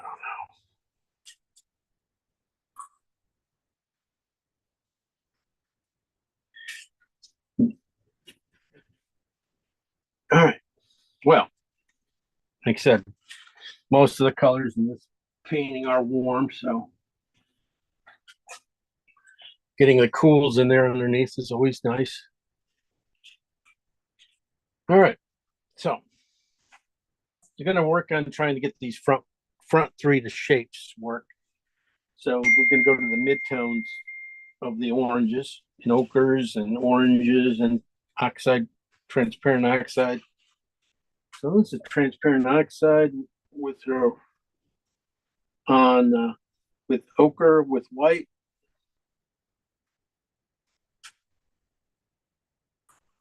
And I see it more, this color probably can be on the edge of the light. And maybe, so catching it right around there. Maybe mixing up in the side, shadow side. A little bit to give it some shape. It's a little cool.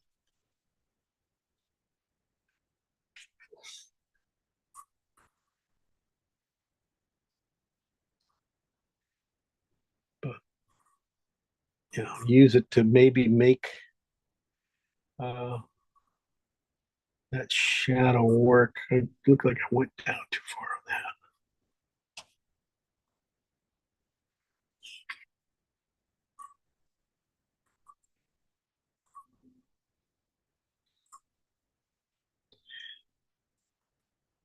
Probably it looks like it's, you can almost find it on the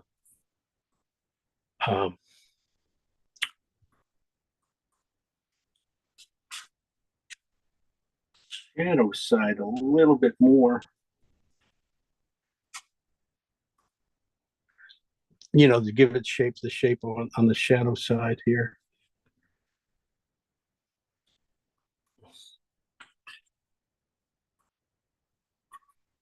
These spots. Okay. A lot of this stuff back in here. Don't see much at all, anything there. Got 2 sheep heads right here. One going one way, one going the other. That's a little weird. I would have probably should be getting rid of one of them because that's always going to look weird. I was thinking that it was the back. So I'm going to get rid of this one here.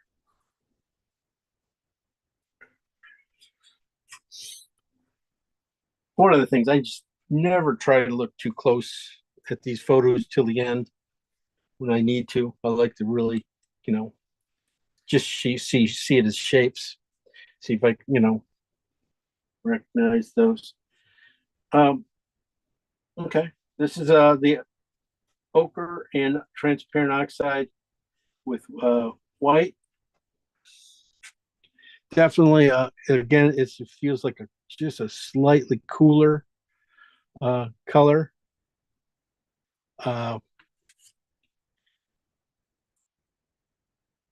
It's not going to be in the full, it's not going to be shining in the full light,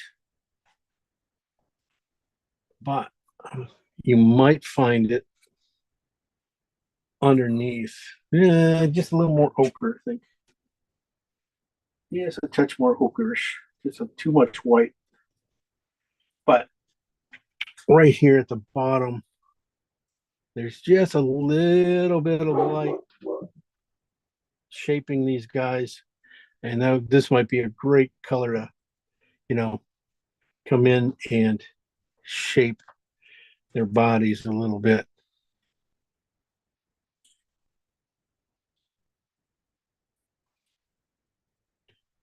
You might be able to use it too for these the sheep in the back behind the three. Might be able to use it for I'm using it for most of the sheep.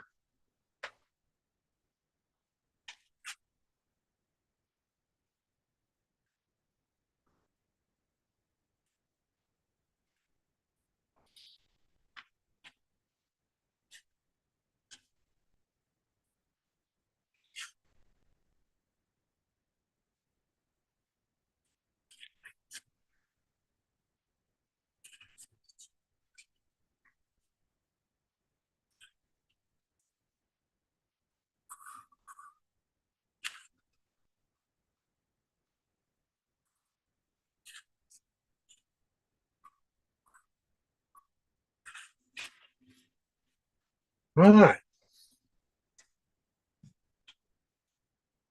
Yeah.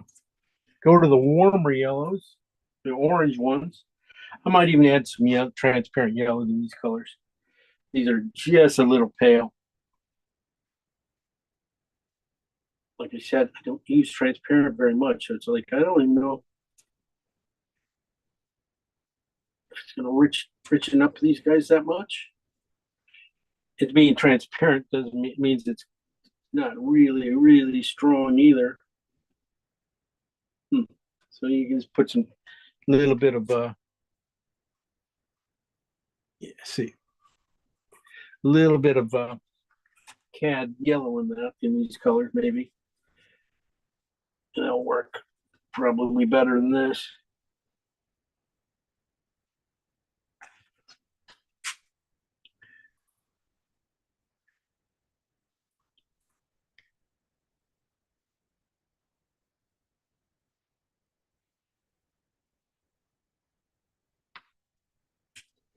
Okay, so this is just a cad orange, ochre, right here. A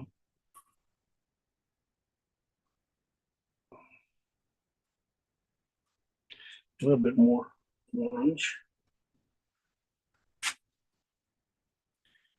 Should have made, like I said, put a little cad yellow into these colors too now. They are just a little pale. They're not getting to their full, richness. But I'm going to do this and I'm going to add just a little more cad yellow to the color. But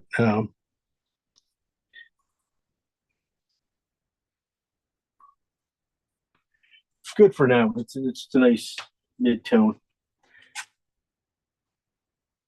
It said you can use it to really drive home the light.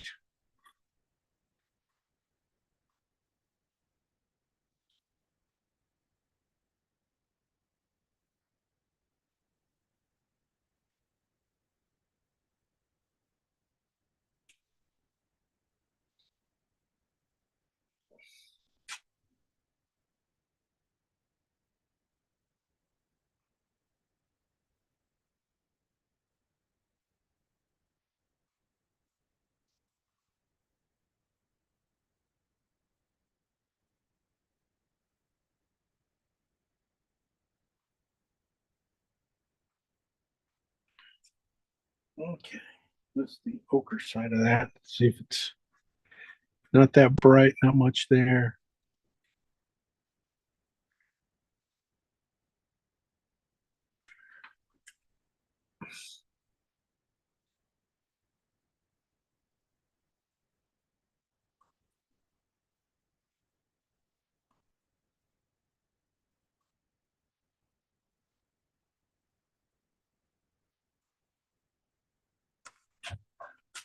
Okay.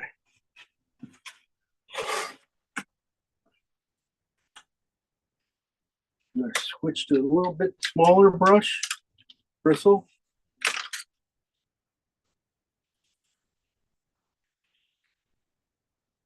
A little bit of oil.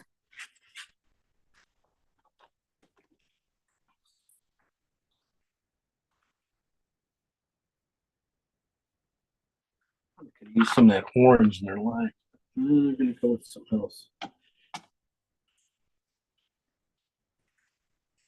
Ugh, a lot of dirt in this brush.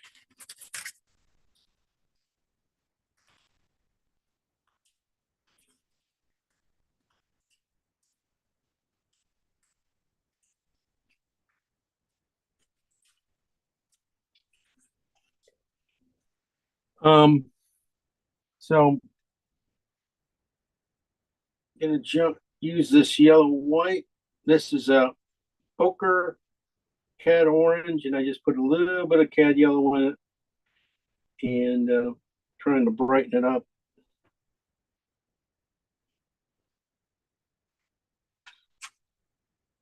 And see how that goes in these highlights, really on the edge here. That's pretty close. Just a touch more white into my color to brighten it up.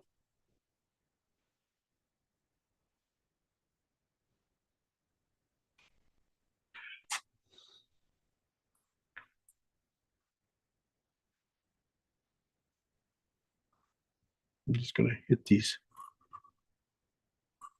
See, there's the color came up. A little bit too white.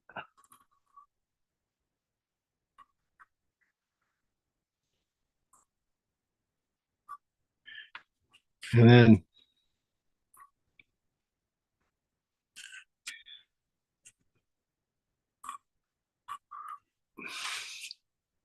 this guy, definitely rim light on his back, coming down. Light coming down from into his shoulder there.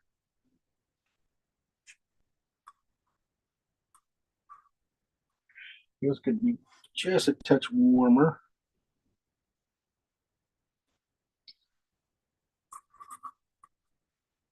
Some more yellow.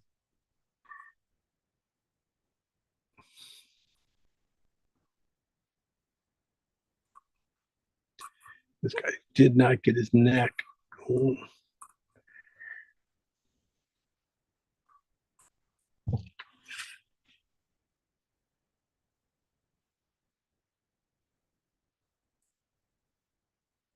There we go. So I'll be working pretty much on these guys for a little bit. Just trying to get the backs and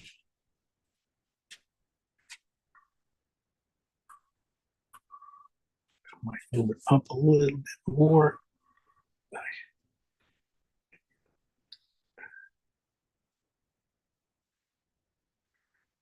You know, when you got herds like this, you got, some of these just separating out one sheep from the other one sometimes can be a little weird. They all kind of blend together shape wise. A lot of times we had trouble figuring out what foot was in front of one foot because of just how they go together.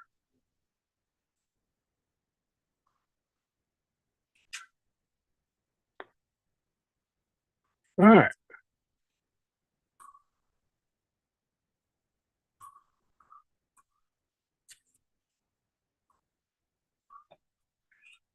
I'm using some yellow and white. Doesn't feel yellow. Feels a little cool, in fact. It has ochre in it. Basically, it's ochre white.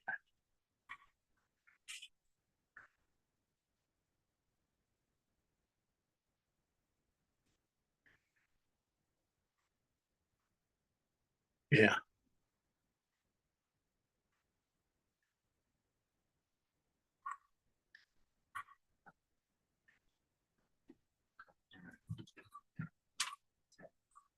All right, I'm gonna work in now, put in their faces a little bit, just get the base of their bodies together. Uh,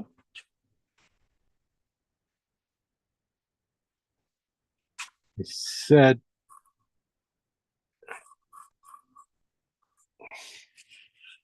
feeling a little bit of, I'm gonna put a little cat orange in my green here. This is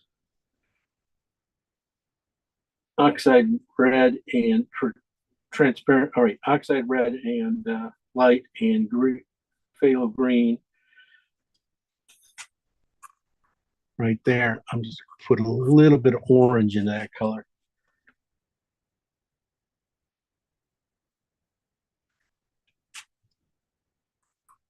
Green's just shooting through, so using, there we go, right there, that's the color. Still feels green, but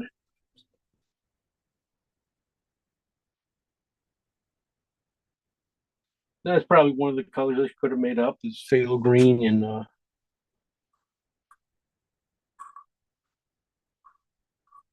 orange.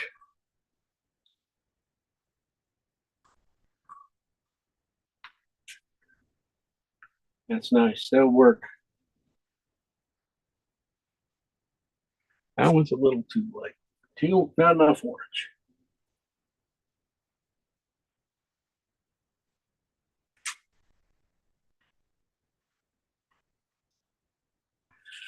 Yeah, too light.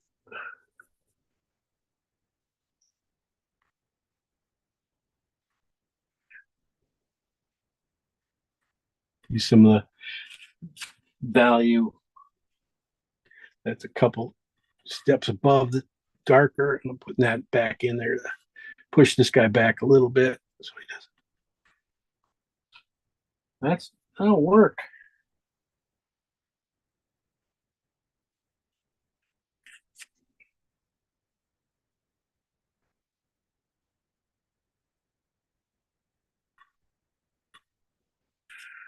And see where else I can get it. Maybe not so much orange in it. For any of these guys back in here. That guy's just a little bit bright.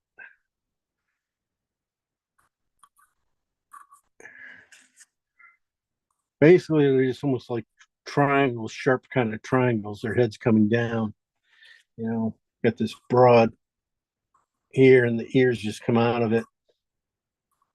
Eyes are really close to the top of their heads and on the sides of their heads.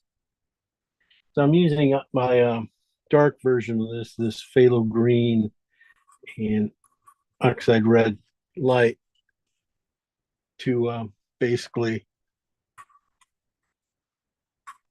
tone down this phthalo, the same, it's lighter part here that I put a little bit of cat orange in.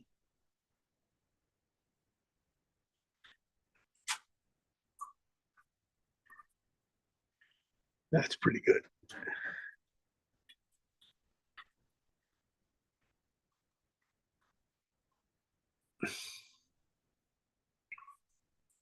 Too much white.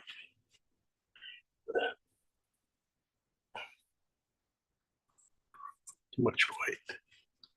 Might try this for the legs too. A little bit more orange. Just a little bit of that below. Yeah. Just for the lights on their legs. Basically, the nice thing about these guys, you don't have to, they're just like sticks. You hit the highlights and not too many people want worry thinking about that too much about their bottoms of their feet. You know, when you do horses, it's always a pain in the butt because you do gotta figure out all the bones in their feet. When you do dogs, it's sort of the same thing. Thing about horses just weird because they are such a unique way they bend so many times. They have so many little bones in the bottoms. Beautiful color, just probably a value too cool. That's what it is. I'm probably just a value too dark, too light. So, there you go. Let's get that orange to play well with this. Move this head over. Could use a sheep back in here, so I'm just gonna basically whatever. If I need a little head, I'll use that color. Okay, just a little phthalo green there. Put it into some of these back sheep here.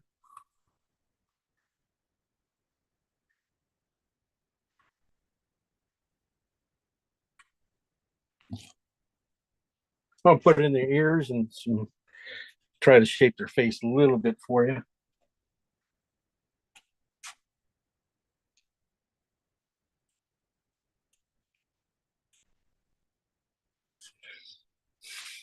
Yeah. Now I'd go back probably to cad red and phthalo green. Probably on the pretty red side.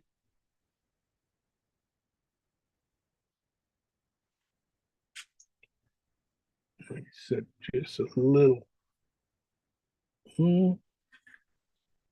That's close. Maybe touch red, but not bad.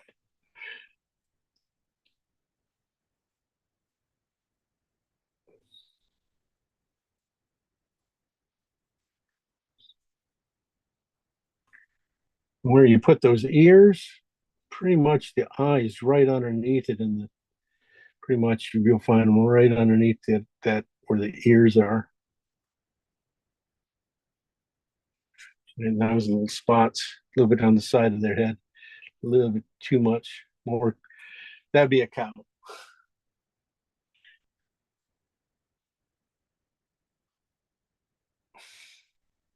We have done cows. We have done dogs. We've done sheep now.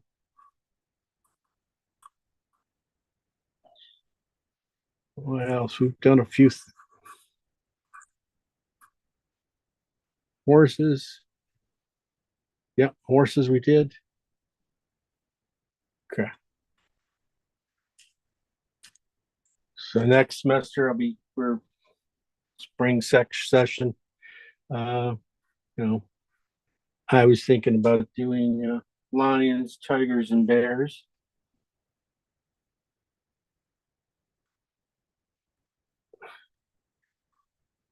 And a few other things, of course, but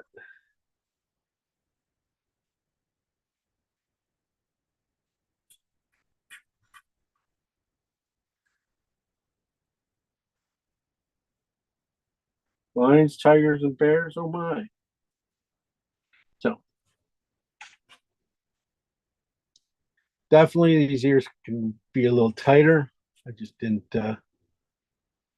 yeah. Go too much that way.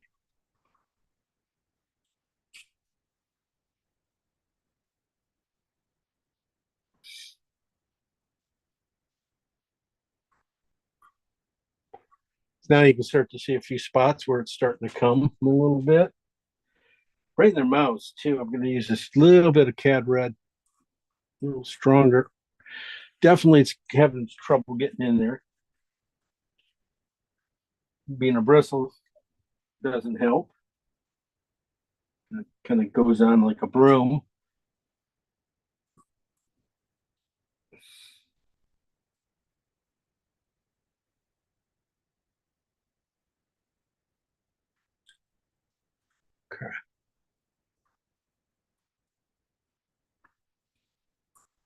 a lot of little areas here. I can just almost see like pure cad red being worked in a little bit, you know, like right here underneath a little bit, little spots.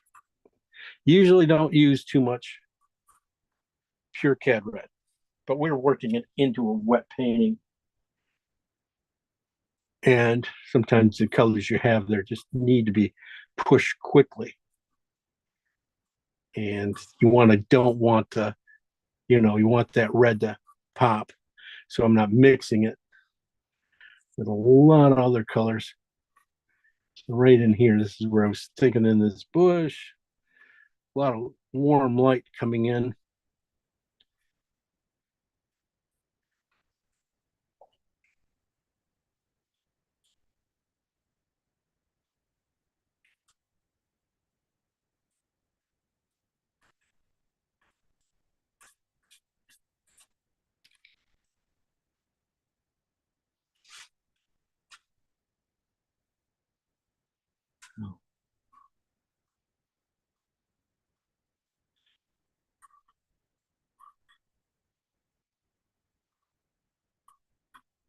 Working that cad red. This was, like I said, just basically what I have on my brush, dark wise, color wise, mixed with just pure cad red with a bristle brush, of course, going in. So it's like it's gonna mix, do a lot of the mixing here.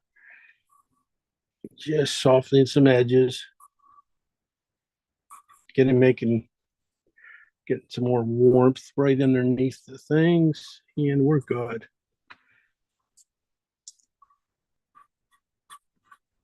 Things will start to take shape finally.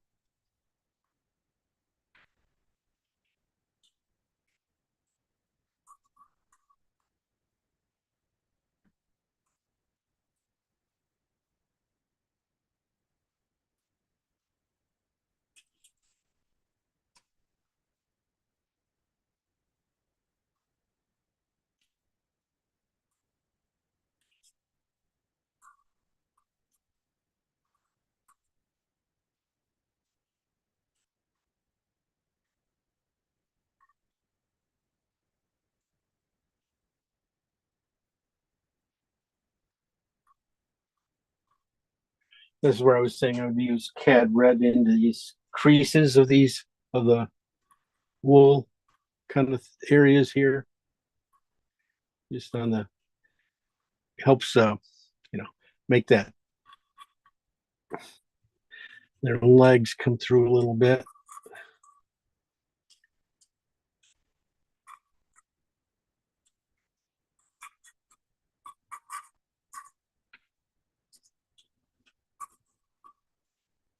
Okay. Finish. And then eyeballs, noses, and highlights. Definitely got to go with I'm going to go cut to a synthetic. I'm going to go pretty small here too. I'm just going to go see if I can put in some of these highlights in their faces.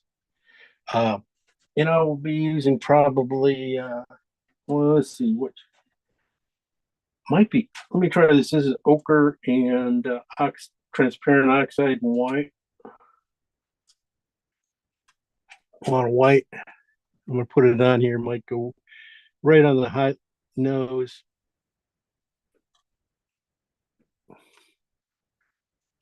Yeah, it went a little too cool. So I'm going to go with the orange and ochre with white. See, because that one, you can see when it went in, it went really cool. That one's closer. Still feels a little cool.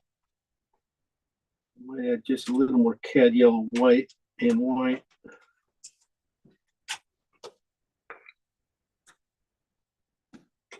Better. Okay. I'm just gonna. Yep. Just hit these little areas, these little mouth areas.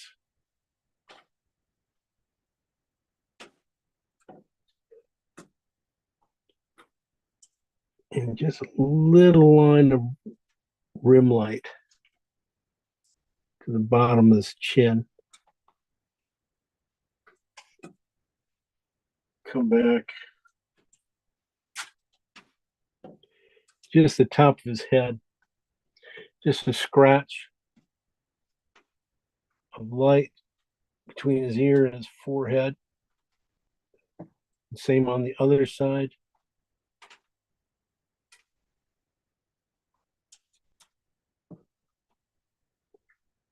I'm sure the ear probably has a highlight on it right here.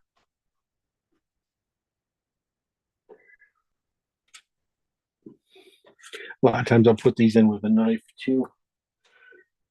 You're gonna try difference between using a brush and using a knife. And I'll bring in. So I can go in here.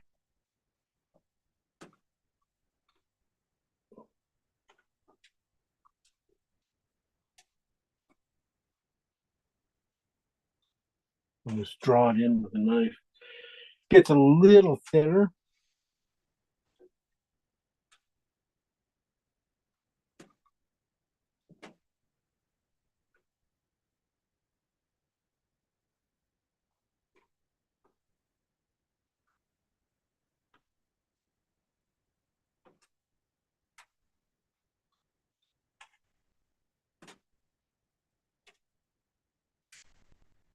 And with a knife, it's just a hair brighter.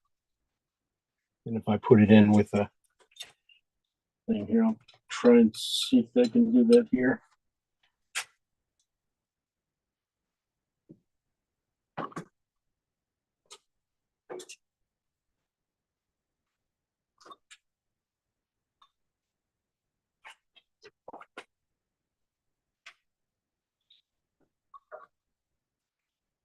That's some little scratch marks, little scratching.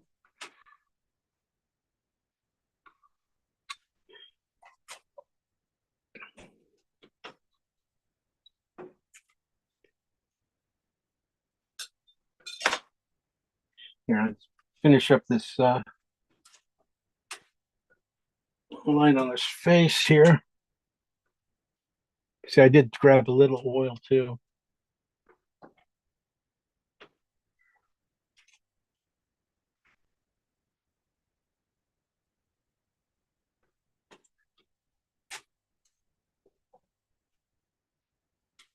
You get a nice, get one at least decent mark.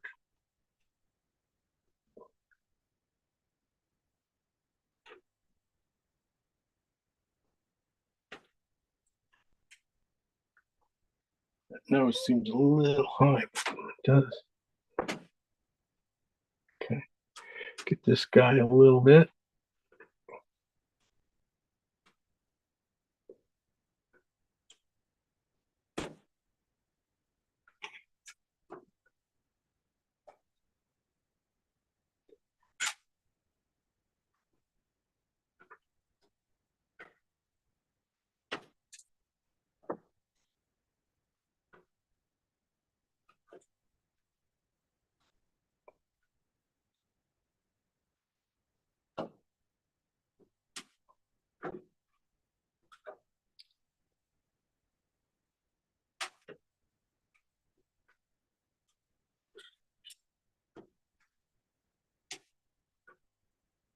Okay. Kind of green.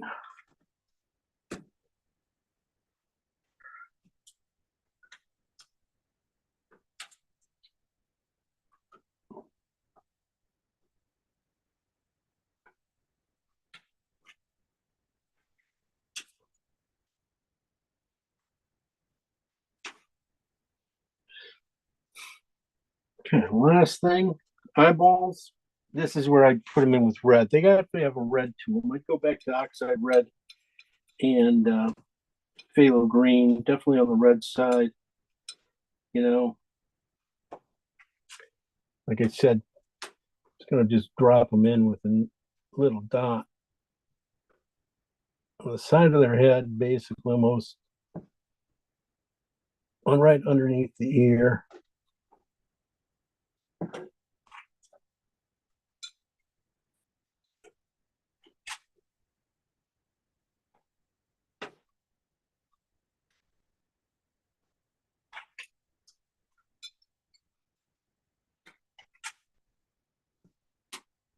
Some of them don't. Some of them already look pretty good like that just because of the looseness.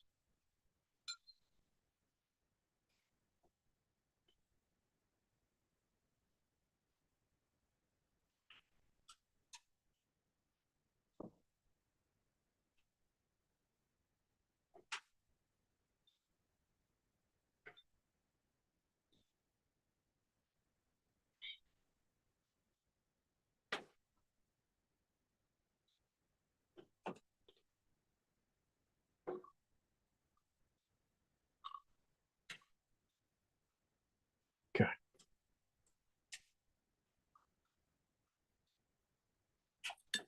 Like I said, the last little thing is to do. We'll be done. Well, not be done, but most of the grass is here. And just scratch them in a little bit. Ochre, orange here. Almost full strength. And this is where I said just a few of these guys in here. Don't get too much in this area. You don't really want people to, look too much. You just want to make a few scratches. Work it down in here a little bit.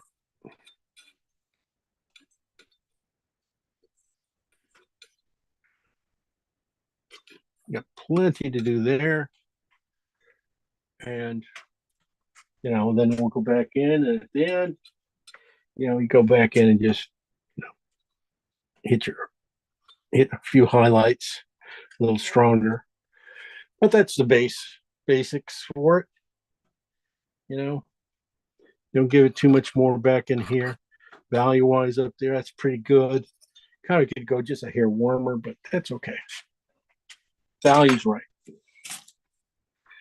So here I'll bring in, we painted so small, you can start to see the faces in here. You can start to see the faces start to come through.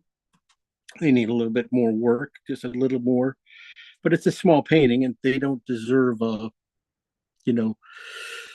they're supposed to read more from behind. So the details have to be put in slightly different. They got to be a little bit bolder in the eyes and then in the mouth, but since there's not much else there, they just, nothing you can do. Like I said, the roof up there, pretty simple, not too much, maybe some, marks. I'll be making a couple dot marks. I'm going to add some air to it, just a real dots of air going in here. And that should take it to the end. It should be pretty good. All right. We have Cindy, Deb, Lindsay, Margaret, Mindy. Wow. We lost a few people, but that's okay. You guys want to, turn your stuff on and we'll talk about them and see what you did. We also want you to put them up on Facebook when you can, and we'll go through them again. I can give you a few more ideas of what we want to do, what you could do, or how good it is, hopefully. Yeah, and remember, if I kick you off the island, that's a good thing, being kicked off. That means you're competing with me. If you're competing with me, I'm kicking you off the island. So don't, it's a good thing.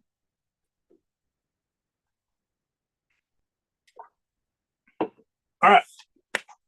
Cindy, you're up. Everybody has their videos on. Cindy, of course, Cindy goes first. Unmute yourselves.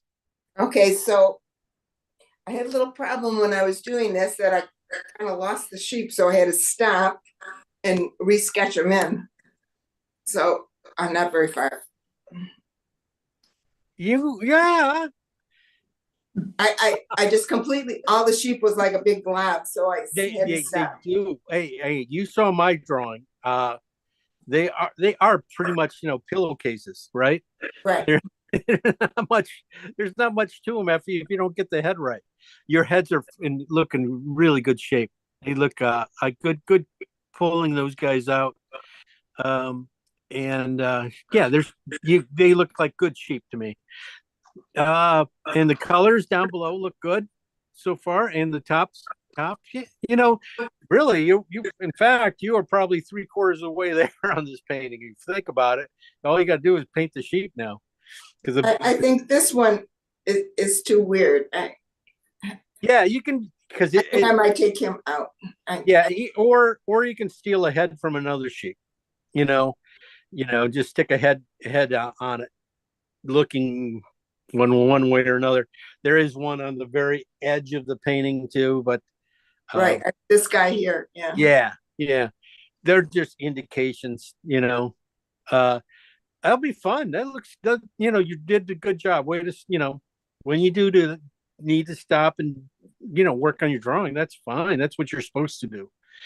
You got to make it work for you. The colors are there. Color is going to be fine. You don't have no problems with the colors. It's just yeah, keep the drawing going. Don't lose the drawing too much, and don't give away too much in the foreground. Just all indications, making sure because we're not, there's not a whole lot there for these guys, so we got to make sure that they stand out. Right, So, right. So right. yeah, But there's so many of them. Once I started putting the shading in and stuff, I was like, I couldn't tell who was who anymore. So that's why I stopped. Oh, I understand. Yeah. Just that's why I was trying to push the cools and the warms back there a little bit, before I could see that there is a difference between the first three sheep and the light on the first sheep and the back ones. That it's just a little cooler on the back ones. So those first three have at least a little bit more to pop forward. They do have a lot of shadow too, where the other ones you don't really see. So, yeah, don't lose the shadows on the front of the sheeps too. The richness of that shadows will be good in the underneath their heads and into the bottoms. That'll be cool. Okay, great. Thank you. You're welcome. I was just testing you there, Cindy, to see how long I could have you hold it up. Nice job. All right, we're heading on to Margaret. Okay, so I just watched James. I got back in late last night, so I wasn't set to paint. Whoa, you were out partying last night again? No, I was coming back from Texas. Oh yeah, where about? I was in San Antonio and then Houston. Yeah. A son in each city, so yeah. Anyway, Where are you located now? I'm in Birmingham, Alabama. Oh, okay. So yeah, it's straight across there almost. Yeah, it's not a long flight.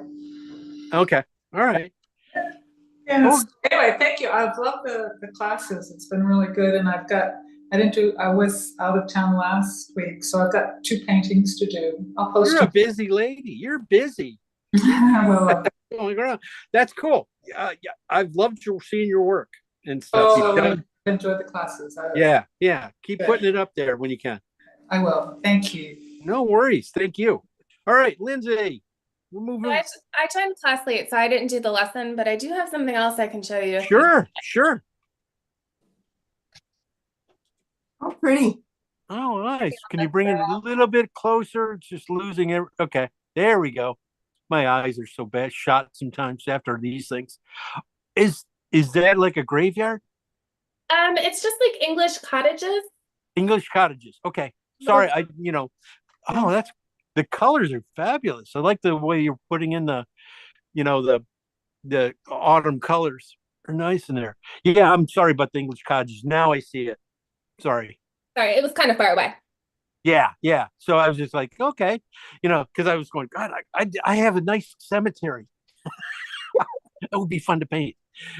But I like that. Nice job on those guys. Now you got a lot of grays into the bricks. They got multicolored grays in those things too. Yeah, I think it's almost done. I just need to add some lights and then probably some red in the houses because they look a little monotone right now. So All right. Hey, you can post that up too, and I can it'll give me a little bit better look at it, and I can give you a little bit more indications and stuff of what I was thinking. You know, Is you know. that okay to do, Jim, if we post something that we didn't do in class? Yeah. You can go ahead and do it. You guys don't take. I got one too that I could use a little critique. All right. Yeah, do that, and I'll give you a better critique. I hate to say anything when I can't exactly see it and lead you in the wrong direction. I don't want anybody ruining a painting because I said something stupid. So, but Lindsay, that's a great. Congrats. Yeah. Keep going. thanks. All right, Deb, let's see what you got. Good color calls today, Deb. You get an A for the class. Thank you. Thank you. It's important. Let's see. I went really small. I went 8 by 6. Ooh, yeah. Yeah, and so, originally I liked those 2 little heads behind, but I haven't really worked much on them, but I'm wondering if they're just going to read really weird. I don't know. I guess I'll keep them in and whatever. Because I wanted to, this is it's a Raymar Belgian linen. Ooh, yeah. And it's beautiful to paint on, but I had bought, a couple of samples, so I figured I would try it with this, but this was really fun. Oh yeah, good job. I love the way your colors are fabulous on those guys. I mean, your values, how you put them in there, and their faces are coming along really well. That's the thing is about on this the stuff back behind them. Just keep it soft. Keep it soft. Don't give it. Don't let the colors bounce too far forward, and you'll be fine. Indications almost silhouette-y. That'd be almost be okay. With color, not black. Definitely nothing. Right. Doesn't leave it loose and okay. Yeah. That's a beautiful little painting for being so small. Yeah, I like working this size sometimes just to test things, and they look so cute in little frames on a table or something. So yeah, this was a lot of fun. Thank you. That's a great little painting. Congrats. All right, thanks, Margaret. Let's go to Mindy. We know you painted, Mindy. What'd you do? Did you finish it? You better. No. Oh, good start. Really great. Really good design. It's always good to shove that design in there because it's going to get washed out so easily as the painting goes. Okay. So pushing it in there like that strength is a great thing to do. And really, I like the darks underneath the guys. That's getting fun. That's the more I look at it, the more I start to see more shit. I start to see their, the heads are just beautifully. Yeah, I love the color combinations going on in there. What color should we use for the shadow side of the sheep? The underneath and the darker one. I was using more of the oxide red and phthalo green mixes on the red side. Okay. And the phthalo green and cad red. A lot of the cad red. Okay, thanks. Into it, just to get that in there. Otherwise, wow, that's gonna be nice. Especially, I love that so far. Oh, thanks. Good job. Thanks. Nobody else? Did I miss anybody?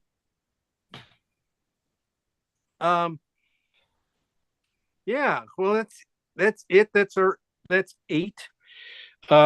I will have like a free class on a Monday night if you got anybody wants to join, or if just say anything. I'll also have the recording so you guys can have paintings. I mean, you want to be able to keep you guys painting and stuff. 3 weeks off.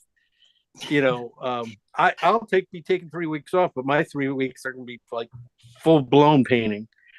It's like big paintings. I got to get big paintings out.